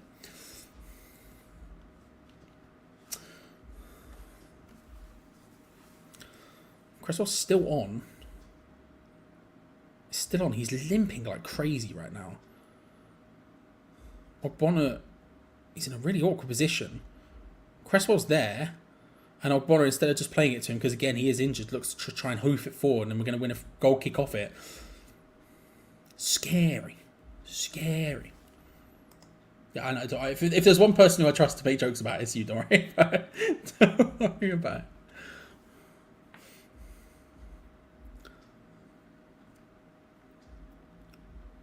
Emerson's putting a bid back on. So it'd be a half-time thing, I guess. Half-time, Cresswell will come off. I would be tempted with Bama as well. I don't think Danny's particularly played badly. I think there's been opportunities where we're passing it around at the back with about 15 seconds to go. There's been opportunities where I just don't like his positioning, and I feel like that's on again. We're going forward there, and he's trying to collect the ball short. And I just want someone to be running at the back line. There is the halftime whistle. I just want someone running at the back line. I want someone stretching them, and he's just not doing that. I don't know how to feel about that. I mean, look, we've been comfortably the better team by a significant distance. Very, very comfortably the better team. A ridiculous amount of shots. I don't know what the exact number is. But a ridiculous amount of shots. It feels like, I don't know, it feels like a matter of time to me before we score. But then again, we've just sort of slowly dragged ourselves back and further back there, and it's just not quite working out for us. I don't know. I feel like personally we could be doing more, and we probably should be doing more. But at the same time, I understand perfectly why we're not, right? We're getting West Hammed, essentially. Moyes ball, We've got a team who are sitting deep against us and are holding us out, and they're doing relatively well at us, but we're also not doing what we could and should be doing. That's the big problem. We could and we should be doing more with it. There are situations where we get the ball into cross positions where we perhaps need to be running into better spaces. We need to be creating better opportunities. There's a lot of people just crowding around the penalty spot together, just in a little group. Danny Ings is the person who I want to be seeing, ideally, pushing that back line. And I'm not necessarily judging his positioning, because maybe his positioning is just natural to him, right? And he's a very good striker. But it is frustrating when we have a bunch of people sort of stood in the same area where we're in a nice position to cross the ball and we can't do it because the options just aren't there. It's frustrating. I don't know how to feel, because we're obviously completely and utterly in control of this game. But the longer it goes on, the more worrisome it becomes. TSC towards the end of that half started growing into it, started finding a bit more joy, a bit more space, a bit more chances, couple corners. Not by any stretch of imagination dangerous, but all it takes is one of those things to go in, and all of a sudden you're in trouble. And that's kind of the point, right? Is that as long as it's 0-0, all it takes is one thing, and you go from having 3 points, 1 point to none, right? But I don't know, Geo, how do you feel about it? I'm okay. I'm all right. It's not ideal. I'd like to be winning, and at this point, I'm a little bit anxious that we won't win because I feel this is an important fixture because this is the easiest fixture of the group, I think. So we need to get off to a winning start. I'll be honest with you, because I didn't know much about them, you sort of have to take an educated guess at what to expect. They're a lot worse than I thought they'd be, truth be told. I didn't think they'd be this bad. I didn't think they'd be that good. I didn't expect them to. But sometimes we play teams in the Conference League that they weren't great, but they packed a punch a little bit. But there's nothing there. I know they've looked okay at set pieces, but if I'm open play, they've got absolutely nothing about them whatsoever. It's just a case of what can we do in the second half. But we've got the talent we've got on the pitch should be enough to unlock this team. We've not done it yet. We've not really created any clear-cut chances. The half chances we've had have come from our own set pieces and or taking long shots. So I expect the same again in the second half. I don't think we're going to get a big opportunity. So we're going to have to do something from either set pieces or from an individual effort. And I think those players that can step up and do that are already on the pitch, actually, which is a bit of a worry. But I still feel confident we can win this one, Charlie. They're crap. Yeah, I'm certainly confident we can win this. I think my one concern is just that idea of and like I was just saying before you came on, you probably heard me saying parts of it. Just the idea of as long as this goes 0-0, I'm not exactly concerned they're going to score, but all it takes is for them to get lucky once, and then all of a sudden it's 1-0 to them, and we're not particularly doing super well breaking them down. I think it's obvious we should win this game, and if I'm honest, I think part of me, I've said this before, and maybe one person disagreed with me in chat. I don't know how you feel. Just Pepper, the goalkeeper, he looks rubbish. No offense to the guy. Charlie. He looks that's really shot. Come on. That's what I'm saying. He looks so concerned. He looks so nervous. His distribution is all over the shot. That shot, like you say, the Paqueta one. There's another one where I can't remember who it was. The other, I think Ben Rama maybe. I don't know. It comes to here, and instead of him just catching it, he just punches it. Yeah. And it's these things where you're just just pepper him a little bit. And I feel like especially when it goes over to the left hand side, a little bit less on the right. On the right hand side, we are tending to just go for it. But on the left hand side, there's a lot of sort of waiting around. And a lot of sort of trying to be maybe a bit too cute and a bit too clever to maybe create a crossing opportunity or whatever. Whereas I feel like just play the ball centrally into whoever's in the central, turn around and just have a go. Because honestly, he's going to keep giving up these opportunities. He's not going to get more confident the more we pepper him with shots. If anything, he's only going to get more nervous. So you might as well just go for it. But like you say, I'm not concerned about it. It's just, I don't know. It's just we're not. I mean, it's classic David Moyes of a couple of years ago more than it is anything else of where. When a team West Ham's West Ham, we don't really know how to break them down at certain times. Moyes is being moist. They're David Moyesing David Moyes at the minute. I agree with live chat, by the way. Emerson coming on would be really good for us. That'll just create something. He's not afraid to take players on and stuff. And Caswell's never really been that player that wants to dribble past players. He's never had that. Even in his prime, he's a one-tour, pass and go, and then I'll get him behind the fullback that way. But Emerson will dribble past them, which will make a big difference. So one thing I will say is Danny Ings is good in the air. Danny Ings is good. I don't really feel we put any crosses in to have a look at that and see if we can get him on the end of it. Some of that's down to him because he's dropping deep to get involved in the play, and he needs to be a little bit more in their centre-backs' faces rather than lingering around the penalty spot. But if we can get some bodies in the box, another thing I'd maybe try and do is I don't really want to take Kerr off because he's not done anything wrong, but I think I'd maybe want to see Soufal on because Kudus is coming in fields, it's leaving room out on that right wing, and we're not really utilising it.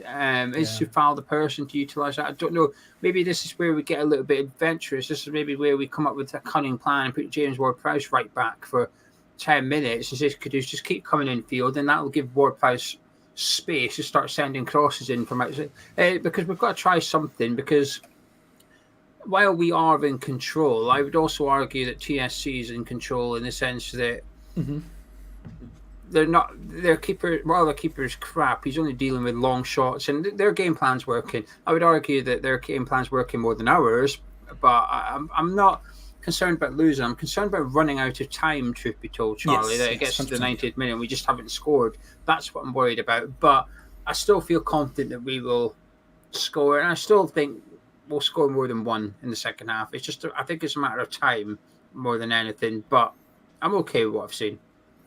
Yeah, I mean, the one thing I'll say is Paqueta toilet. If we keep winning corners, Mavropanos will score one of them eventually. Because we were putting it in directly towards him and he was getting closer and closer. I'm guaranteeing you at some point, it was Danny Ings, I've just seen the replay of the shot, it was Danny Ings who had that shot that punched away. But yeah, I think it's just a matter of time. I think we will, but like you say, concern is, come on, we've got this sooner rather than later. But yeah, I shall be back in a few moments. Cheers, Mr. Walsh. Right then, let's see what you're all saying. Hey, what's Charlie do? Hey, there we go. Technical issues. Charlie's fault. He's gone. He's gone to the toilet. Let's see what you're all saying here. Davis says he doesn't know where Fernandes is playing. He's not staying central. Alex said, I know he's only had about 3 touches, but some of Danny Ings' link-up didn't look too bad. I think he's doing fine link-up. The problem is he's linking up too much. Stay in the 6-yard box. Alan Rudy says we need to take more shots and cross more. It's not like we're playing a decent penalty side. We'll get possession back pretty quickly. They're not good defensively. They're just booting it away. A little bit more intensity from us in the second half. Michael says that they'll be happy at half time. Won't be worried by us too far. Chris says no plan B for Moyes. I think that's harsh because this is not how David Moyes. What we've just seen in the first half isn't how David Moyes plays football. We're not seeing plan A from David Moyes, are we? We're not sitting back playing counter-attacking football. So we're being forced to try something different.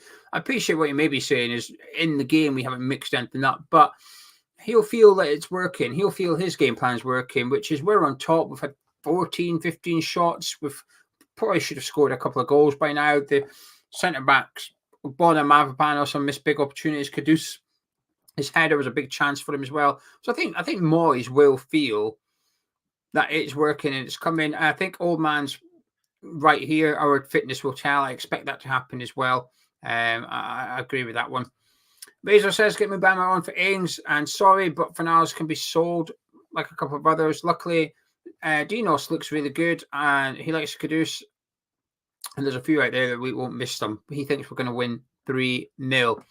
Frank says we've got 3 players out there that are likely off next season. Ben Rama's out of form. Kerr's in the wrong position, but we're doing fine considering. Major says he now knows how the rest of the Premier League feel playing West Ham. GP says this match would have suited Jesse Lingard.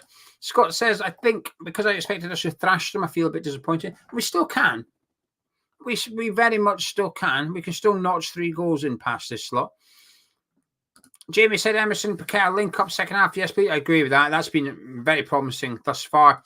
Lewis says, thoughts on Kudus. Do you know something? I think he's been brilliant. I do. I think he's been brilliant. I like the fact he's shooting. It's so simple, but I like the fact that he keeps taking shots, willing to run at their players, willing to try and take those players on. I like him a lot. I'm a bit biased though because I liked him a lot before he came, so I'm sort of like expected to see this, and I'm hopeful to see it more. But he's the most likely to score at the minute. He's the most likely one. Harry says that why is our right-footed right back cutting in on his left foot? It seems a bit odd. Josh said Fernandes' passing has been horrendous. Wilburn says profession seen us play attacking football. Mavro and Kudus are top transfers.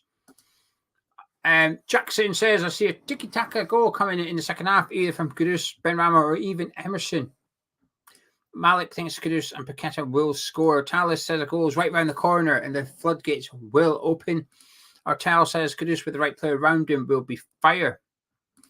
Razor says he doesn't like David Moyes. In fact, he hates him, but you can't blame him on his style being more entertaining. I agree with that, by the way. Stephen said he would like to see Emerson, Kone, and Mubama come on for Creswell, Ings, and Ben Rama. Well, I think you're going to get one of those wishes. Greg Z says Fernandes' passing is very messy. Ben Rama's gone missing over the last few games. Wilburn would like to see Cornet come on instead of Ben Rama. We need pace up front and players who are good one-on-one. I'd be okay with that, actually. I think it would be a good opportunity for Cornet because Ben Rama's shirt's up for grabs. I'm pretty confident Ben Rama's shirt is there to be won. Frank says Kudus should be central. I've seen he needs passing options on either side of him. Looks wasted on the right. I wouldn't be against it. Jamie, how long do we wait to bring Antonio on? Do you know something? I'm not that keen. I'm honestly, I'm not that keen on bringing Antonio on because I don't know if the game needs it. I think we're struggling to break them down. If we go 1-0 up, get Antonio on, hopefully they would come out and play a little bit more and that would suit Antonio. But for now, I'm not sure Antonio would be my first substitution. I think Emerson coming on and make a big difference. Cornet for Ben Rama is a really good shout. And like I said, I would be inclined to, don't know who I'd bring, maybe bring on, actually I would, I think I'd bring on Souček for Kerr. And honestly, this is going to sound crazy, but just bear with me a minute. I'd bring Souček on for Kerr. And like I said, push Ward-Prowse out to right back. Because he's got no defending to do. He's got very little defending. It's about getting Ward-Prowse on the ball, getting crosses in. That's why I would put Souček on the pitch to get him in the box. And if we go 1-0 up, then there's your second sub. Take Ward-Prowse off and put Soufal on. And because if we take the lead in this game, I'd imagine Moyes' first two subs will be Ward-Prowse and Paqueta. Rest them up ahead of Sunday. So that's what I would do because I think we might have to win this game ugly. We've tried it the pretty way. It's not worked. I think we're maybe just going to have to get a little bit ugly for this one. Rudy says that Antonio needs space to run in. There isn't any. AS says Mubama. Honestly, I'd rather see Mubama than Antonio. I agree with that. Malik says leave Antonio to rest. Machine says to get Mubama on. GP agrees. Let Antonio have energy for the next Premier League match. Jake says Kerr is awful. Why Ings is on the pitch? What does he offer that Mubama doesn't? He can head the ball. Ben Rama is another bad day. Patience will hopefully get some of that. I think Ings is good on the ball. I think Ings is good on the ball. Good in the air. I do. I think Ings is very underrated with his heading. KOC says, what do we think of Kerr? He's fine. He's not playing good, but there's no defensive work for him to do, so he's going to look good at right back tonight because it's about what he can do in possession. But I think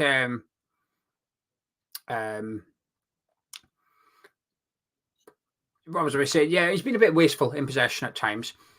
Arlo said, don't take Ward-Prowse off what was spoken. I never said to take him. Well, I did, but only once we're winning. I never said take him off while it's 0-0. Richard thinks I'm becoming Moyes the second. Well, I don't think Moyes is going to do what I wanted, so I don't think so.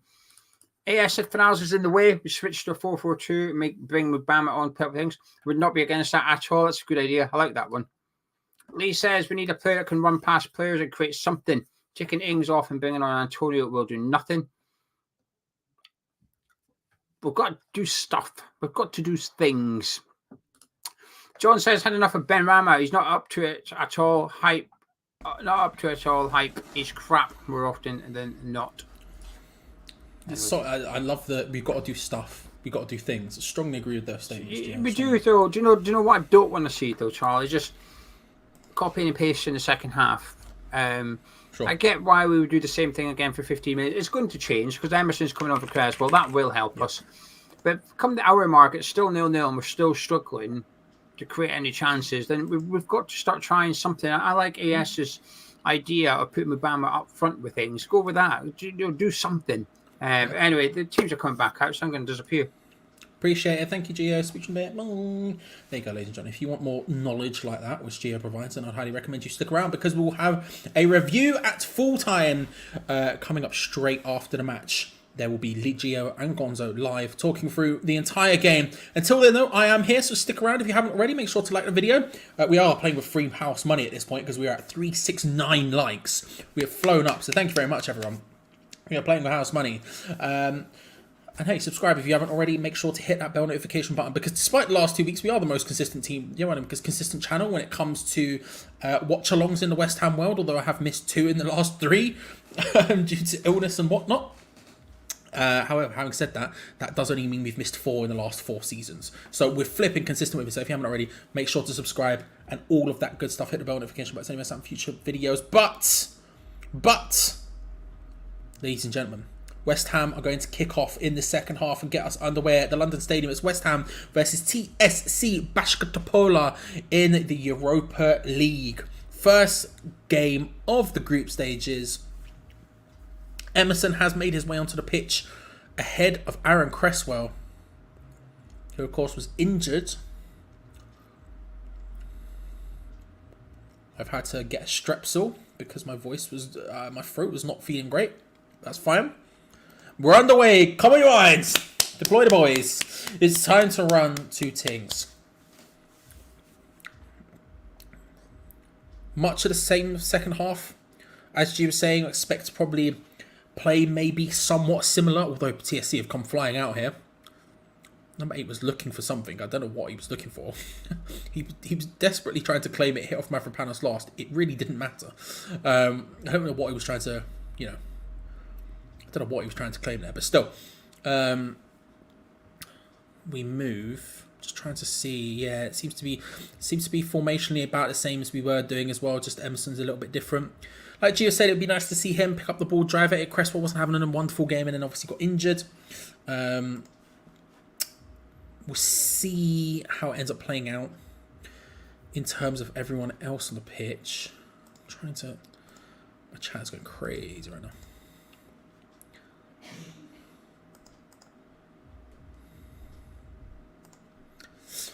There we go. Okay, right. Good for there. It's working again. Right.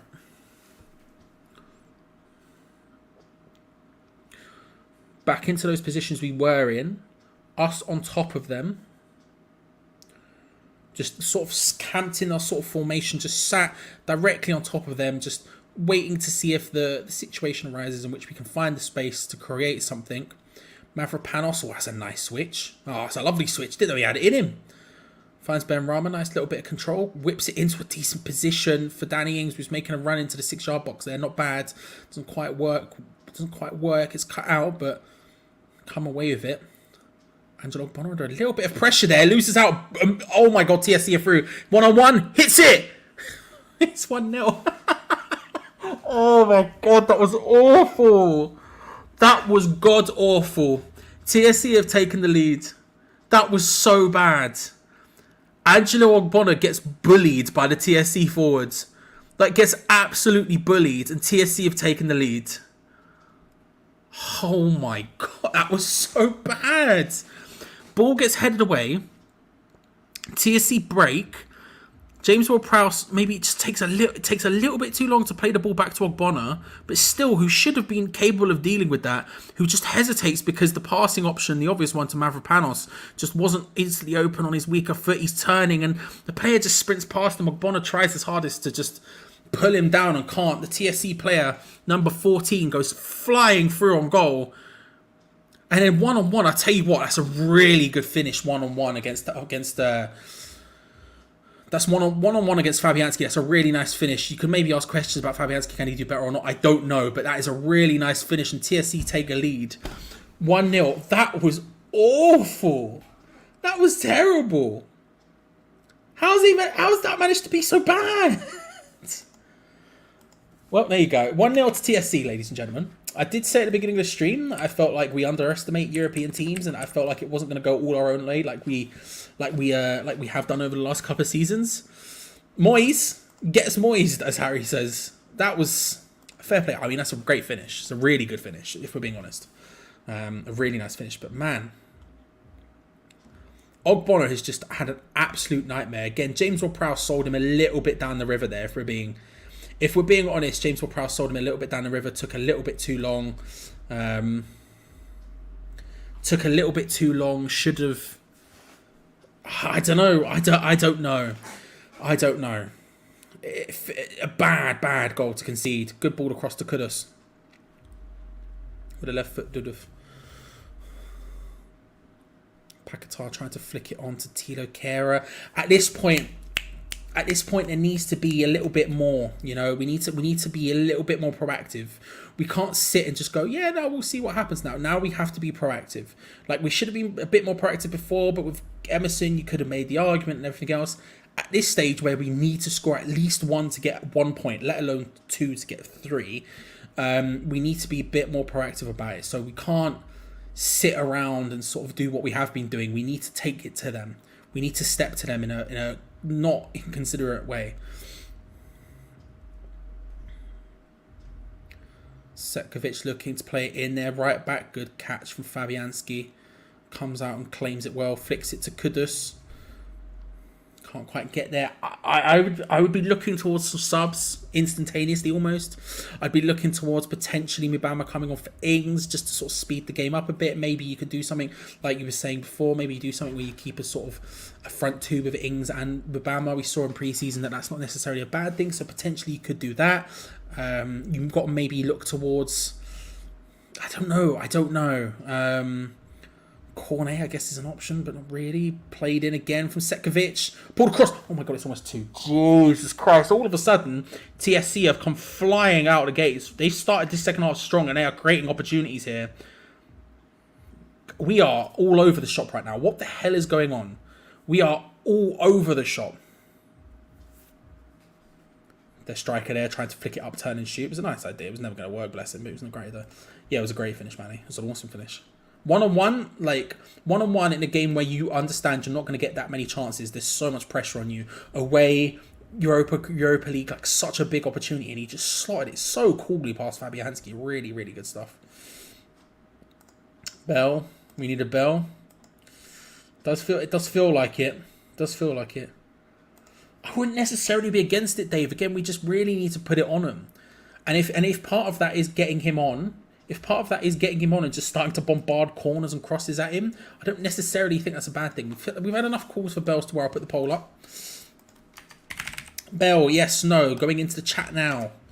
Should be live in your face in just a few seconds' time. I'll give it until 53 minutes on the clock to get that in. For whom the bell tolls, is it time to ring?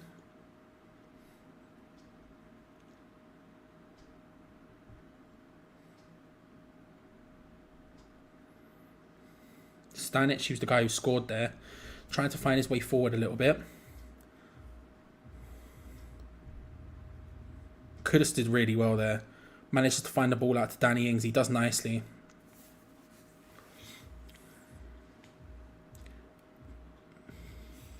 Something has to change up front. It has to either be a 2 up front or Danny Ings has to come from Bibama at this point. Like, one of the two things needs to happen. Danny Ings was so deep there. And again, I understand we pull it back, counter-attack. He's going to get deeper involved and all that sort of stuff. But he's not the pacey guy to get forward. And in that situation, something needs to happen. Kera lays it short to Pablo Fornals. Oh, that's a really nice little link-up play between the two of them there. Kera can't quite complete his cross, but it's going to be a corner. Corner from the right-hand side. Good to see you, Harry. Hope you're well. Hope you're doing well. Yeah, I'm alright. How are you? Hope you're good, bro. 15 seconds left on the poll. Last opportunity to get your thoughts in now. 6, 5, 4, 3, 2, 1. Ball gets crossed in. Mavropanos again get his head onto it. Just gone wide. The poll has ended, ladies and gentlemen. And unsurprisingly, Bell has passed. 69% said yes. 30% say no. I'll get up and go get a Bell in just a second after this opportunity passes. Tino Kera is going to take the throw on the right hand side.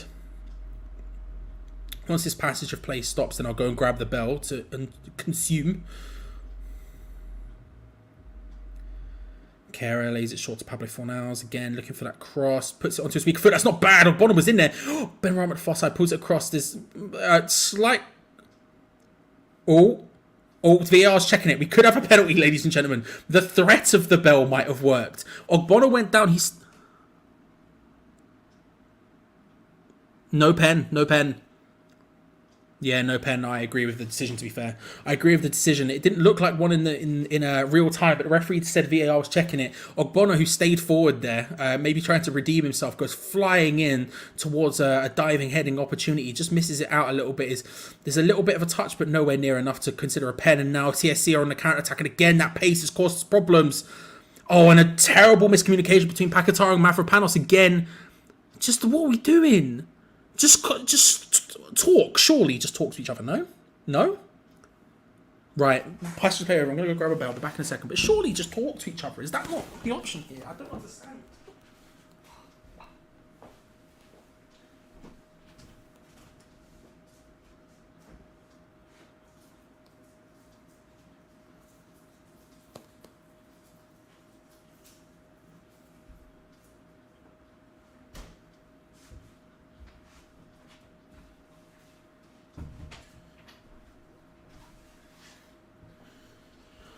Mildly concerned I was going to come back to another goal there. Was an offside or something that happened? Baby Bell are here. Baby Bell here. Kara finds Will Prowse. Have to remember as well, this is what most people considered the easiest team of the group. Losing at home to them is quite bad. It's very, very bad. Trying to get this bell active. There we go. Now we get to the silent snack portion of the show. Always very exciting. Moyes storming back to the bench, talking to Kevin Nolan, talking to McKinley. Antonio is warming up, as is Cornet. Mubama's out there as well.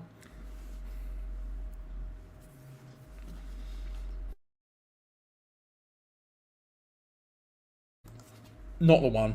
Not the one.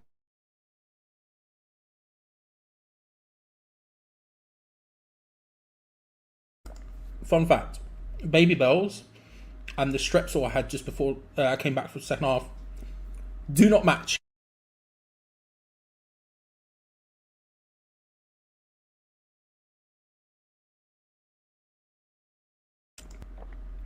Emerson looking for a shot. Emerson cuts his way into the... cuts his way inwards and then takes a swing at it.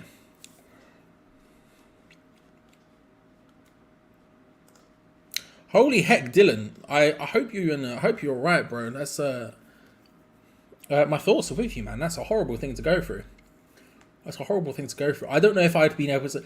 I deal with trolls relatively easily, but I don't know if on the day of my dad's funeral I would have been able to deal with them. I can't lie. So, listen, thoughts are out with you, bro. I hope you're okay. Hope you're good. James Ward-Prowse whips it in, just past it, can't we? Well, they do not go together. I'll tell you that much. I agree. It looks like Mikel Antonio is the one who's coming on, but I agree. I would love to have seen it, but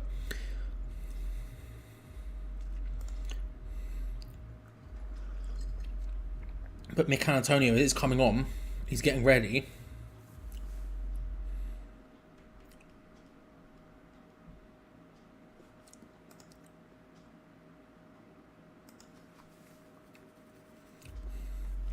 Dean, good to see you, sir. How are you? How are things? Hope you're well, bro.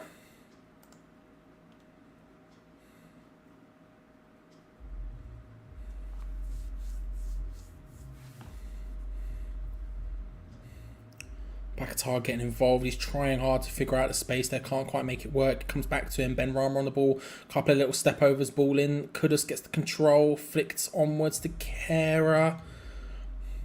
Back to James Ward-Prowse. The crossing isn't that good. It's gonna be a corner off the deflection off Radin.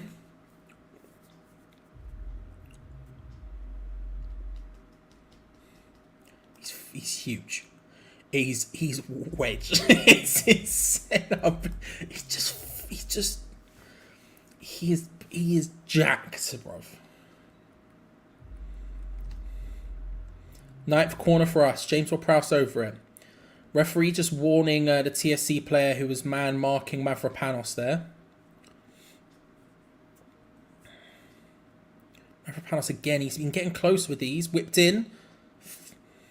That one can't quite make it work. Danny Ings, poor from him. Paqueta manages to collect the ball regardless.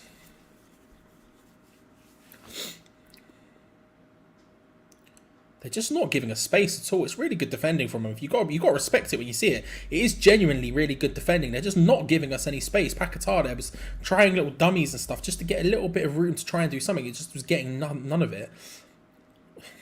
Ben Rama, please.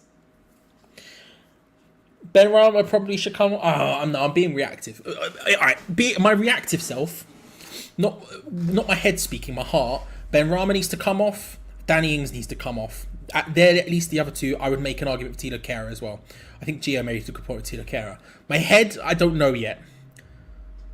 Kudus free kick. Kudus free kick.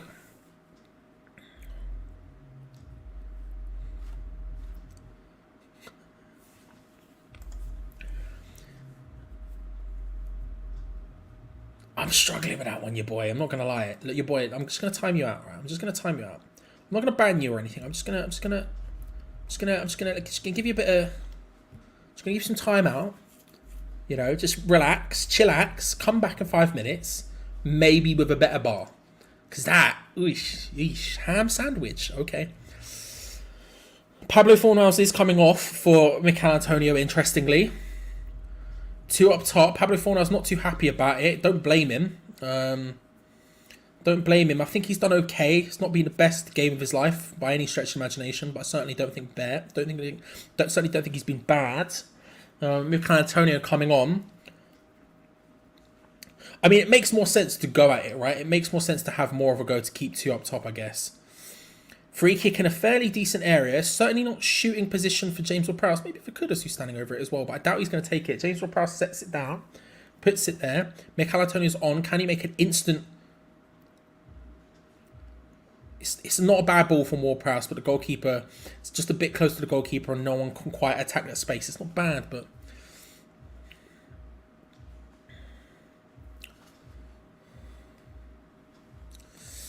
Yes, yeah, we're good. The throat is finally... The tonsillitis has subsided. And although the first half of this was a bit dodgy, I have taken a Strepsil and now we're back on the way. Big ball over the top looking for Kudus. Oh, I'm telling you, this goalkeeper, man. If we don't score against this goalkeeper, it's actually a bit of a joke. Like, I really don't want to be harsh to him, but I've never seen... He's so unconfident. Ball gets played there to Kudus and he's just a mess. He's just panicking. Every time... I'm shaking, I'm panicking. He's just a mess. Just pepper him. If anything, just get the ball and don't try and play it big long ball forward. Just ping it at him. But yeah, I'm well. Thank you, bro. I hope you're good. Just ping it at him because he's just got nothing. I think we can, Joe. Here's the thing. I think we can, right? But the problem is we need to be able to break them down. And right now, we're not breaking them down anywhere near well enough. We take too long to get to the position where we can get to the situation where we're near them. And then when we're there, they sit deep and we don't really understand how to break them down. It's just too slow. We need to be quicker. We need to be so much quicker than we are, which is good that we've brought Antonio on. That's going to help us out massively in that respect. But we need to be faster. Danny Ings, who's dropping deep and getting involved there and getting a bit tangled up, but does well to keep the ball in the end. Mikel Antonio has the ball now, playing it forward. Awful from Paqueta. That's the worst thing he's done today by quite a significant distance. Forward, they come. Ogbonna cuts that one out well, although Mavropanos does really nicely to keep that one in.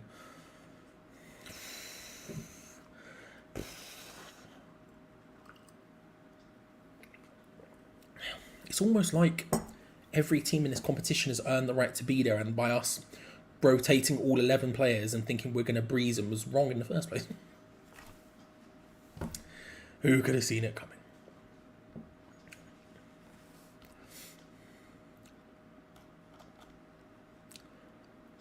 Ping forward from TSC. Kehrer gets the control.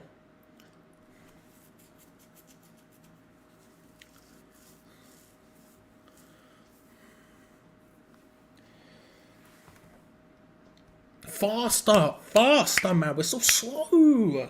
Why are we so slow? We sort of just totter about and just sort of think about it for ages. We're like, oh, should we go this way? Should we go that way? What are we vibing, guys? Like, no. Fast. Heavy metal football. Kehrer gets down the line, tries to cross the ball in. It's headed away by the captain. Was not a great cross. Just the whole thing was just not great, but it's fine. We have the chance now.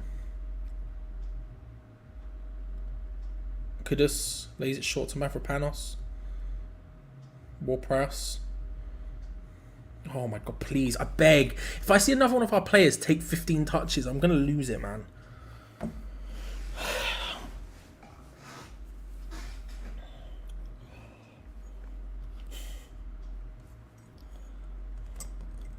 Last touch comes off Kudus, it's going to be a goal kick.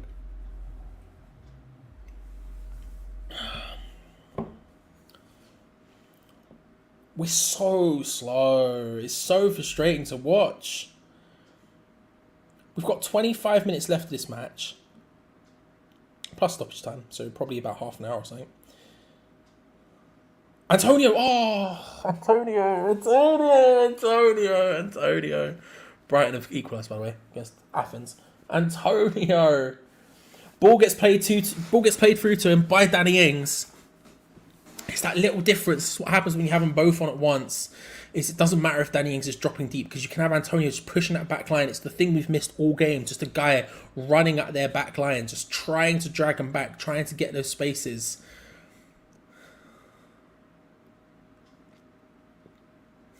And he just fluffs his lines, doesn't get the finish at all that he needed. Just can't get it past the goalkeeper. It's just that little gap. Paqueta does well there. Really nice ball through to Danny Ings again. Antonio's on the run. He plays it wide instead to Saïd Benrahma. Oh, nicely done. Cross it in. Oh, back post! Kudus! Kudus with the left foot. Kudus scores. Come on, let's go. Oh, thank Christ for that. Oh my God, Kudus with the goal. He didn't look sure it went in. I wasn't sure it went in. He was spinning around. I don't really understand how it ended up in the back of the net. I have to see the replay. But we take it. Kudus with the goal. Oh, thank Christ for that. Danny Ings again says, oh, just play two up front. Danny Ings comes alive. Really nice pass out to Benrahma. Lovely dummy. Plays it in. Do you know what? It might even be an own goal. Benrahma cuts. Sends the keeper for dinner. Sends the defender for dinner. Did he even get a touch on it? It might even be Benrahma. Yeah, it's an own goal, I think. It's an own goal. Kudus charges in towards the back post. The defender kind of scrambling to try and cover him. Kudus trying to get a foot touch on it. I think it is the defender who hits off last who's fallen over. Kudus is backwards. Doesn't make a difference. West Ham 1. TSC 1. Right. It's weird that how you play it up front and instantly Danny Ings comes alive. It's really odd how that works. Really odd how that works. Oh, thank Christ for that. Thank Christ for that. There's the TSC player down. I hope he's okay. I've just realised, GP, if you're still here, I've just realised I didn't put your name in the thing. I apologise.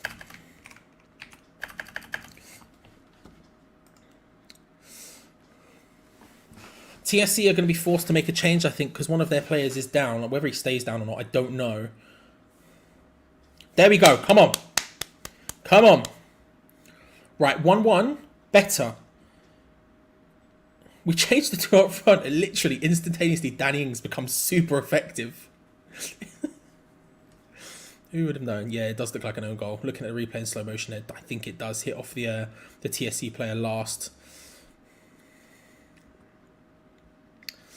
Here comes the whistle. Antonio screaming at people to go forward.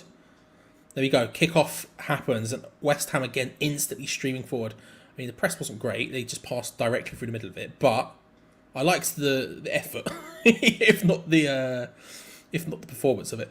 Playing forward here, TSC looking to try and get the ball forward. Nicely does, but control lands straight at Mavropanos. So a little bit awkwardly again. Shot from range straight for Fabianski. We take it.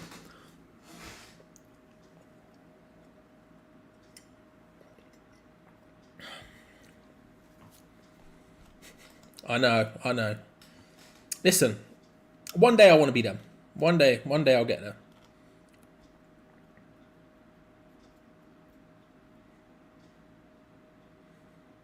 Aspire to it, you know what I mean? Aspire to it. James Ward-Prowse on the ball, laying it out wide.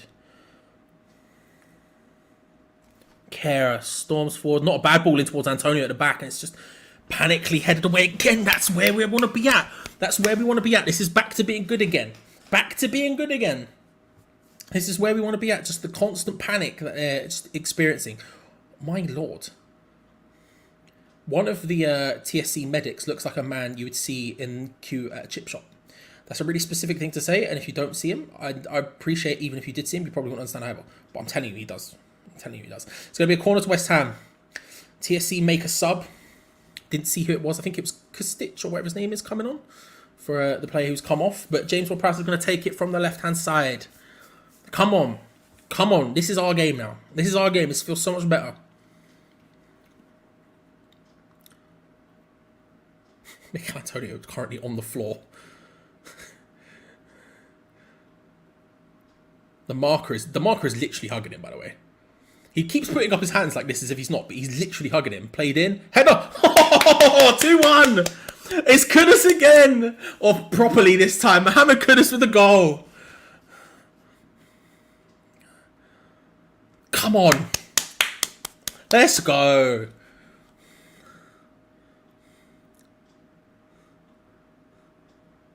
What was that? Two goals in 3, 4, 5 minutes, something like that?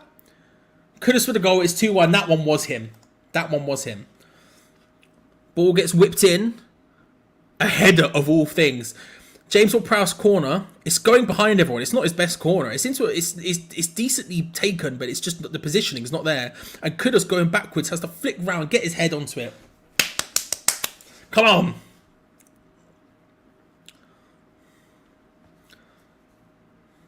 Thank goodness for that.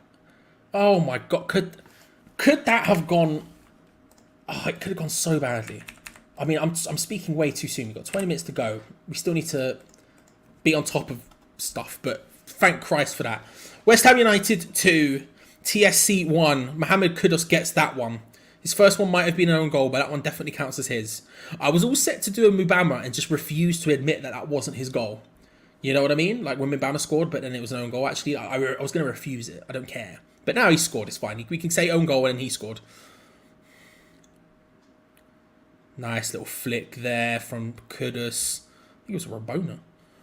Into the path of Danny Ings, playing it around at the moment. It's almost like we just needed someone pushing their backline the entire match. It's almost like we were literally all saying this. And then the second it happens, we score 2. Ugh. Love to see it. Love to see it.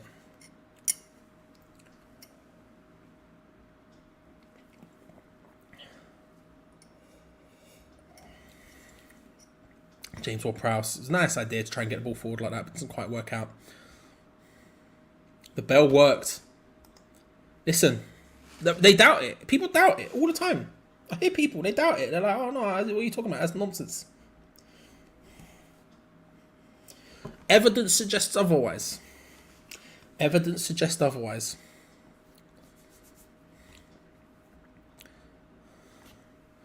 Again, just that little bit more speed, a little bit more directness, a little bit more pressing on their backline, and all of a sudden, bang.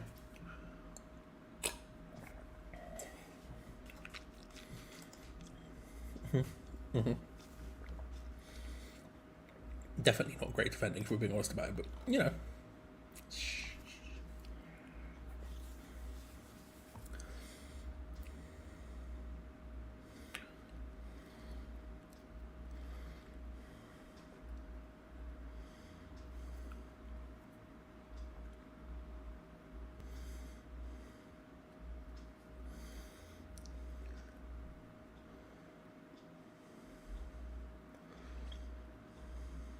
Come on. Come on.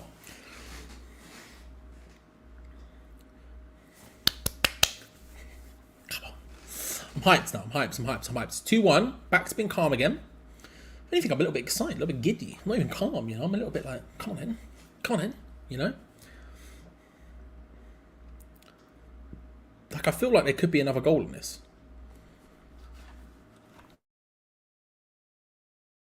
I feel like there could be another goal in this. Here's another assist for Ward-Prowse. It is, Ben. Oh, I was going to say Peter Crouch coming on. Thomas Souček looks like he's coming on. Be interested to see who for. My gut would say you'd imagine Paqueta or James Ward-Prowse, one of the two, just to give him rest ahead of Liverpool. Maybe Paqueta at this point. Saïd Benrahma does well to take the ball around the defender. Pings it across. Kudus gets control on the opposite side. Lays it short to Kera. Looking for a cross. His dribbling's not bad. He just... Back to Paqueta. Paqueta's passport. Yeah, I'd be interested to see where Thomas Souček goes. Again, maybe, probably, my temptation would be one of Paqueta or James Ward-Prowse, just to rest them ahead of the game against Liverpool. And also just to shore up that defensive midfield slot slightly. I think that's probably an important thing. Now we've gone 4-4-2 or some variation of it, 4-4-1-1, however you want to word it. It's kind of still a 4-2-3-1 with just Danny Ings playing in the number 10 role. But I would be tempted to maybe do that because realistically you don't need to rest Danny Ings because he's not exactly a star against Liverpool, is he? So maybe it would be one of those two. Maybe Paqueta, he's gotten slightly worse as the game's gone on. He's still linking up really nicely there, but he has got slightly worse. Maybe you can make an argument for him. And James Ward-Prowse, get him on with Thomas Souček and just start bombarding those corners. I'd probably say Paqueta. But we'll see. I reckon Pac. Yeah, that. Yeah, Fornals came off for Antonio previously, yeah. Yeah, so Antonio came on and Fornals came off, as Adrian said. Driven across. It's not a bad cross. The header's not great either. It was one of those ones where it's like, you've got a lot to do from that sort of angle, but it's not bad. From TSC. Here comes Thomas Souček. Sub is going to happen. Let's see what number goes up. Danny Ings. Don't necessarily blame him. I feel a little bit sorry for Danny Ings. He's waited all this time to have a partner up front. Gets it for 10 minutes. We score 2 and then we're like, cool, cheers, Danny. Off you get. But I don't necessarily blame it. Olympiacos Freiburg, it was 2-2.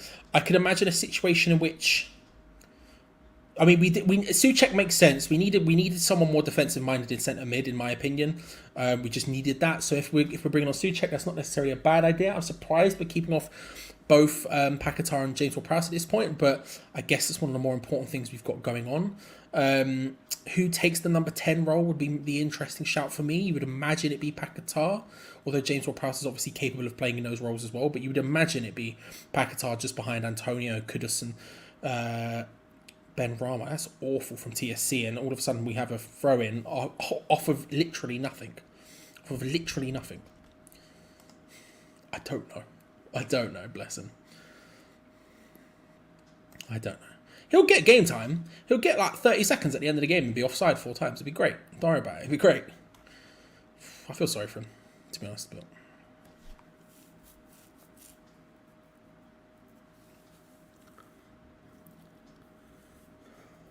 TSC counter-attacking, nice. Interception from Mavropanos twice. Good work, Mavropanos. Played forward.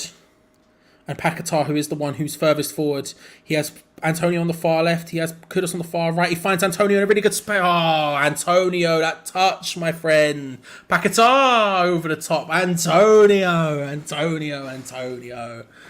Oh, just what a...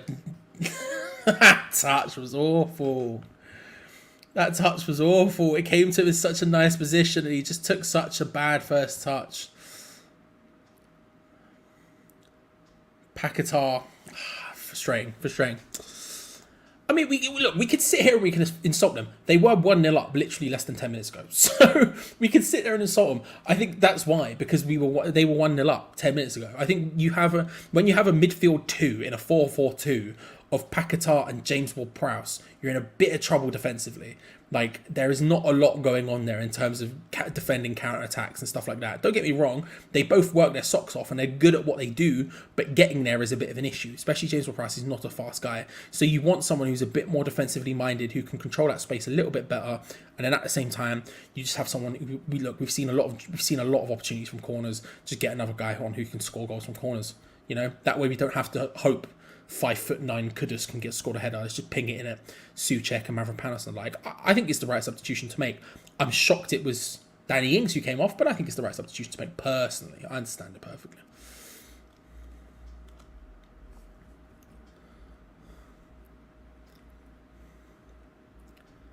Emerson finds Antonio out to James Ward-Prowse. This feels a little bit like it did pre their goal now. Just sort of slowly. Oh, they've got a whole host of subs about to come on. I think they've got 3 about to come on.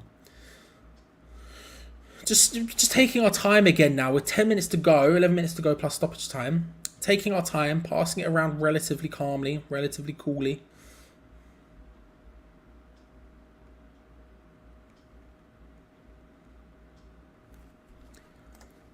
It's a realistic mindset at the end of the day. I don't necessarily disagree with you, but I think you do have some sort of balance.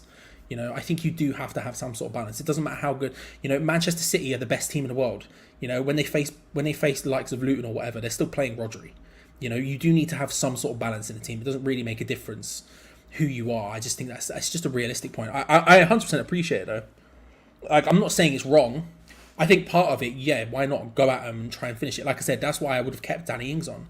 I think in my head I was like, yeah, you take off, say, Paqueta, rest him ahead of Liverpool, give him a get. He was sort of, his effects on the game were sort of lessening a bit anyway.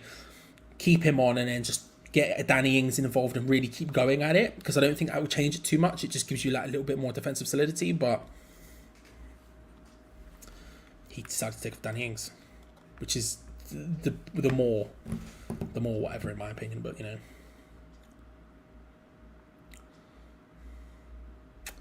I haven't seen him. Paqueta again, just losing the ball out again there. Looking for it from range. It was a bold idea from Jovanovic.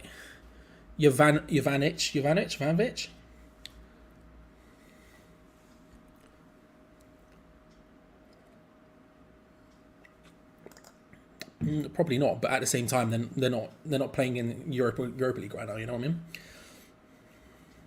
He'd probably also start. You know. It swings in roundabouts ultimately. We started with more attacking players and we were 1-0 down. It's sort of 6 and 1.5 dozen the other. It's one of those things where I don't think there's necessarily a correct answer, but there's a safer answer, which doesn't really limit you attacking wise. Like bringing on Thomas Souček for Danny Ings, I think that does limit us a bit. But I think Thomas Souček for Paqueta, for example, or for James Ward-Prowse, I don't think limits us that much. I think it just gives you a bit more balance.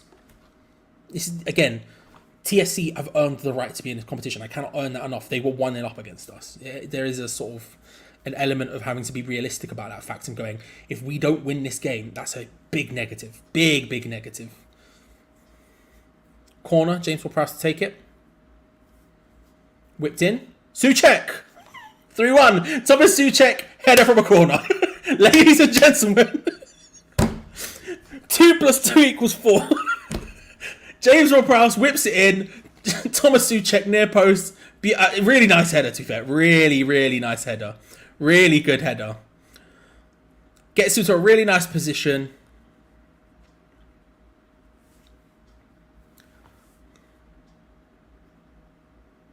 Whipped in, near post. Thomas Souček, bang, in. There we go. 2 + 2 = 4. West Ham United 3. TSC 1. The game is now, it's done. It's done. Thank you very much. Thank Christ for that. That was a massive banana skin we've managed to avoid there. There was potential for a huge upset. Huge upset. And we've managed to avoid it fairly. Thank Christ for that. I'm so relieved. I am so relieved. Root here, yeah, it really was. I didn't do my score prediction at the beginning of the game. I predict 3-1. Yes! Yeah, take it, bro. 100%. 100%. 100%. I would.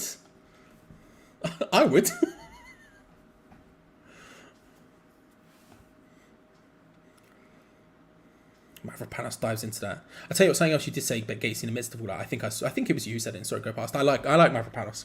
I think he looks alright today. I like a lot what he's brought today. He looks like a really cool centre back. Like whether or not he grows into being a centre back for us or whatever, I don't know.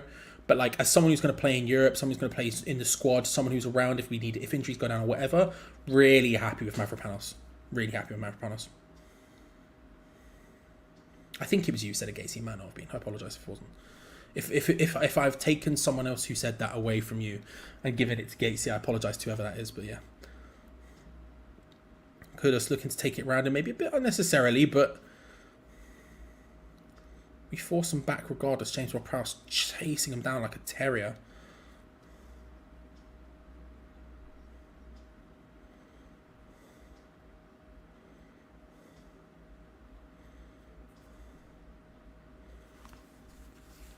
Passing it about at the moment. TSC not really in a decent position. We're looking a lot better than we were. Numbers in and around them. To be honest, we could play David Moyes. We could play Moyes ball now.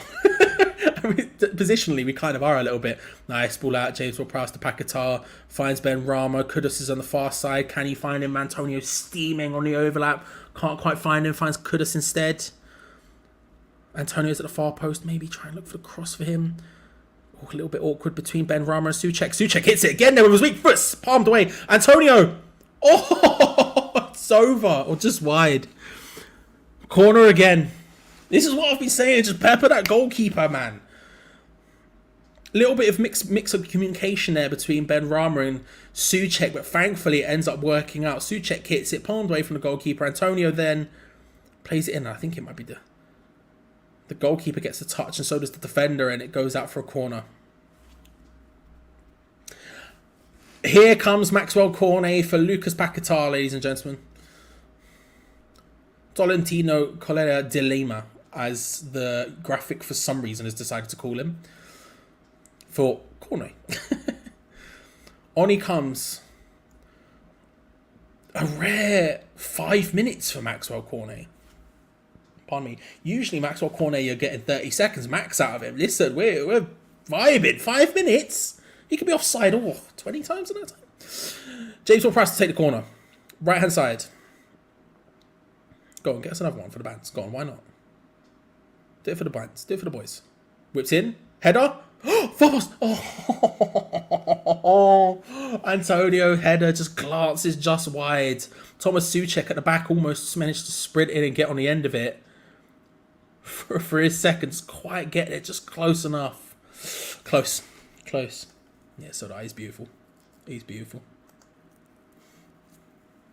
What a guy. Yeah, he really does. It's one of my favourite traits about him. I love so much about him. I've ranted and raved him for years before he even came to West Ham. But it's one of my favourite things about him is that he just goes. He does everything, and he just puts in all of the effort possible.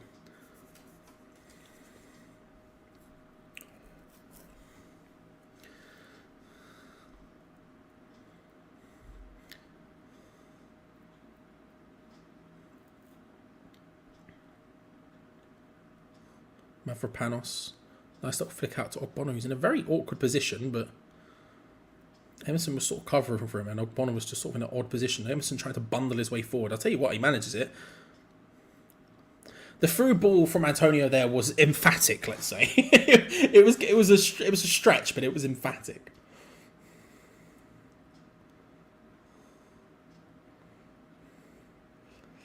$546 passes completed to their 164. Freiburg have gone 3-2 up away to Olympiacos.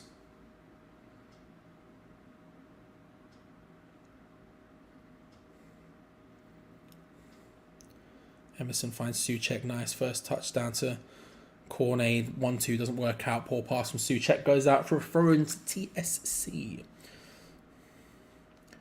Yeah, it's been a toss and turn, that one. It keeps going.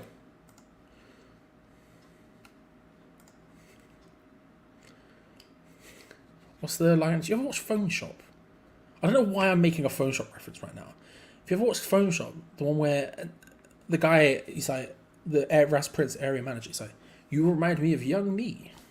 He goes, oh really? Young you? Thanks. He goes, no, young me. Young lad, runs Bromley South. I don't know why that's in my head. It just is. What a show Phone Shop was, by the way. Also, what a show What We Do in the Shadows is also starring Ras Prince, area manager. Bubbly, bois. Throw in to TSC on the left-hand side, quite deep into our area. Thankfully, they decided to go straight backwards. You love to see it.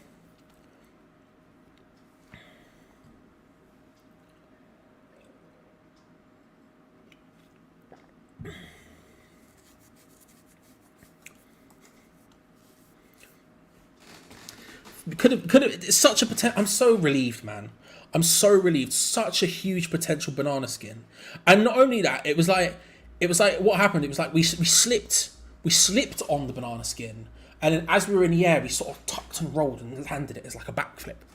Because like we did slip on the banana skin for a hot minute there, but we just managed to land it beautifully, you know. Because this was losing at home to potentially what most people would consider the worst team in the group is such a big problem.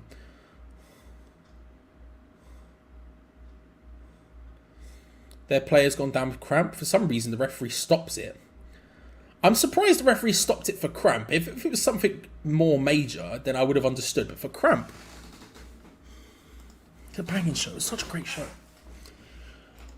Reach for that gold. Don't touch that gold. I love sometimes I just put like Raz Prince compilations on in the background. Do you know what I mean? Boys, come give a man some loving.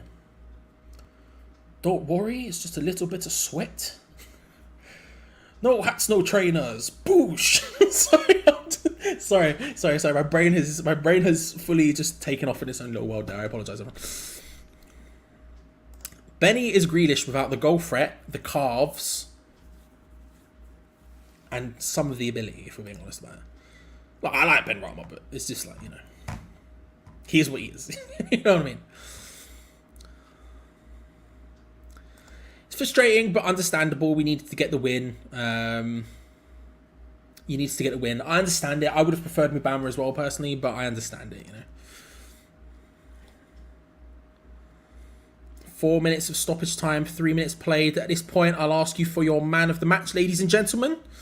I was going to come up with a system for this, but I like the vibes, so we're just gonna go for it. You put in who you think your man of the match is in the comments section in the live chat, and then whoever gets the most amount of votes, as I scroll through and click off them, whoever feels like they got the most amount of votes, because this is not science. Science is not your god here. We are a vibes-based economy. Shot from TSC straight into the hands of Fabianski. Whoever gets the most amount of votes will win the Hammers Chat Man of the Match award, the first of this season's European campaigns.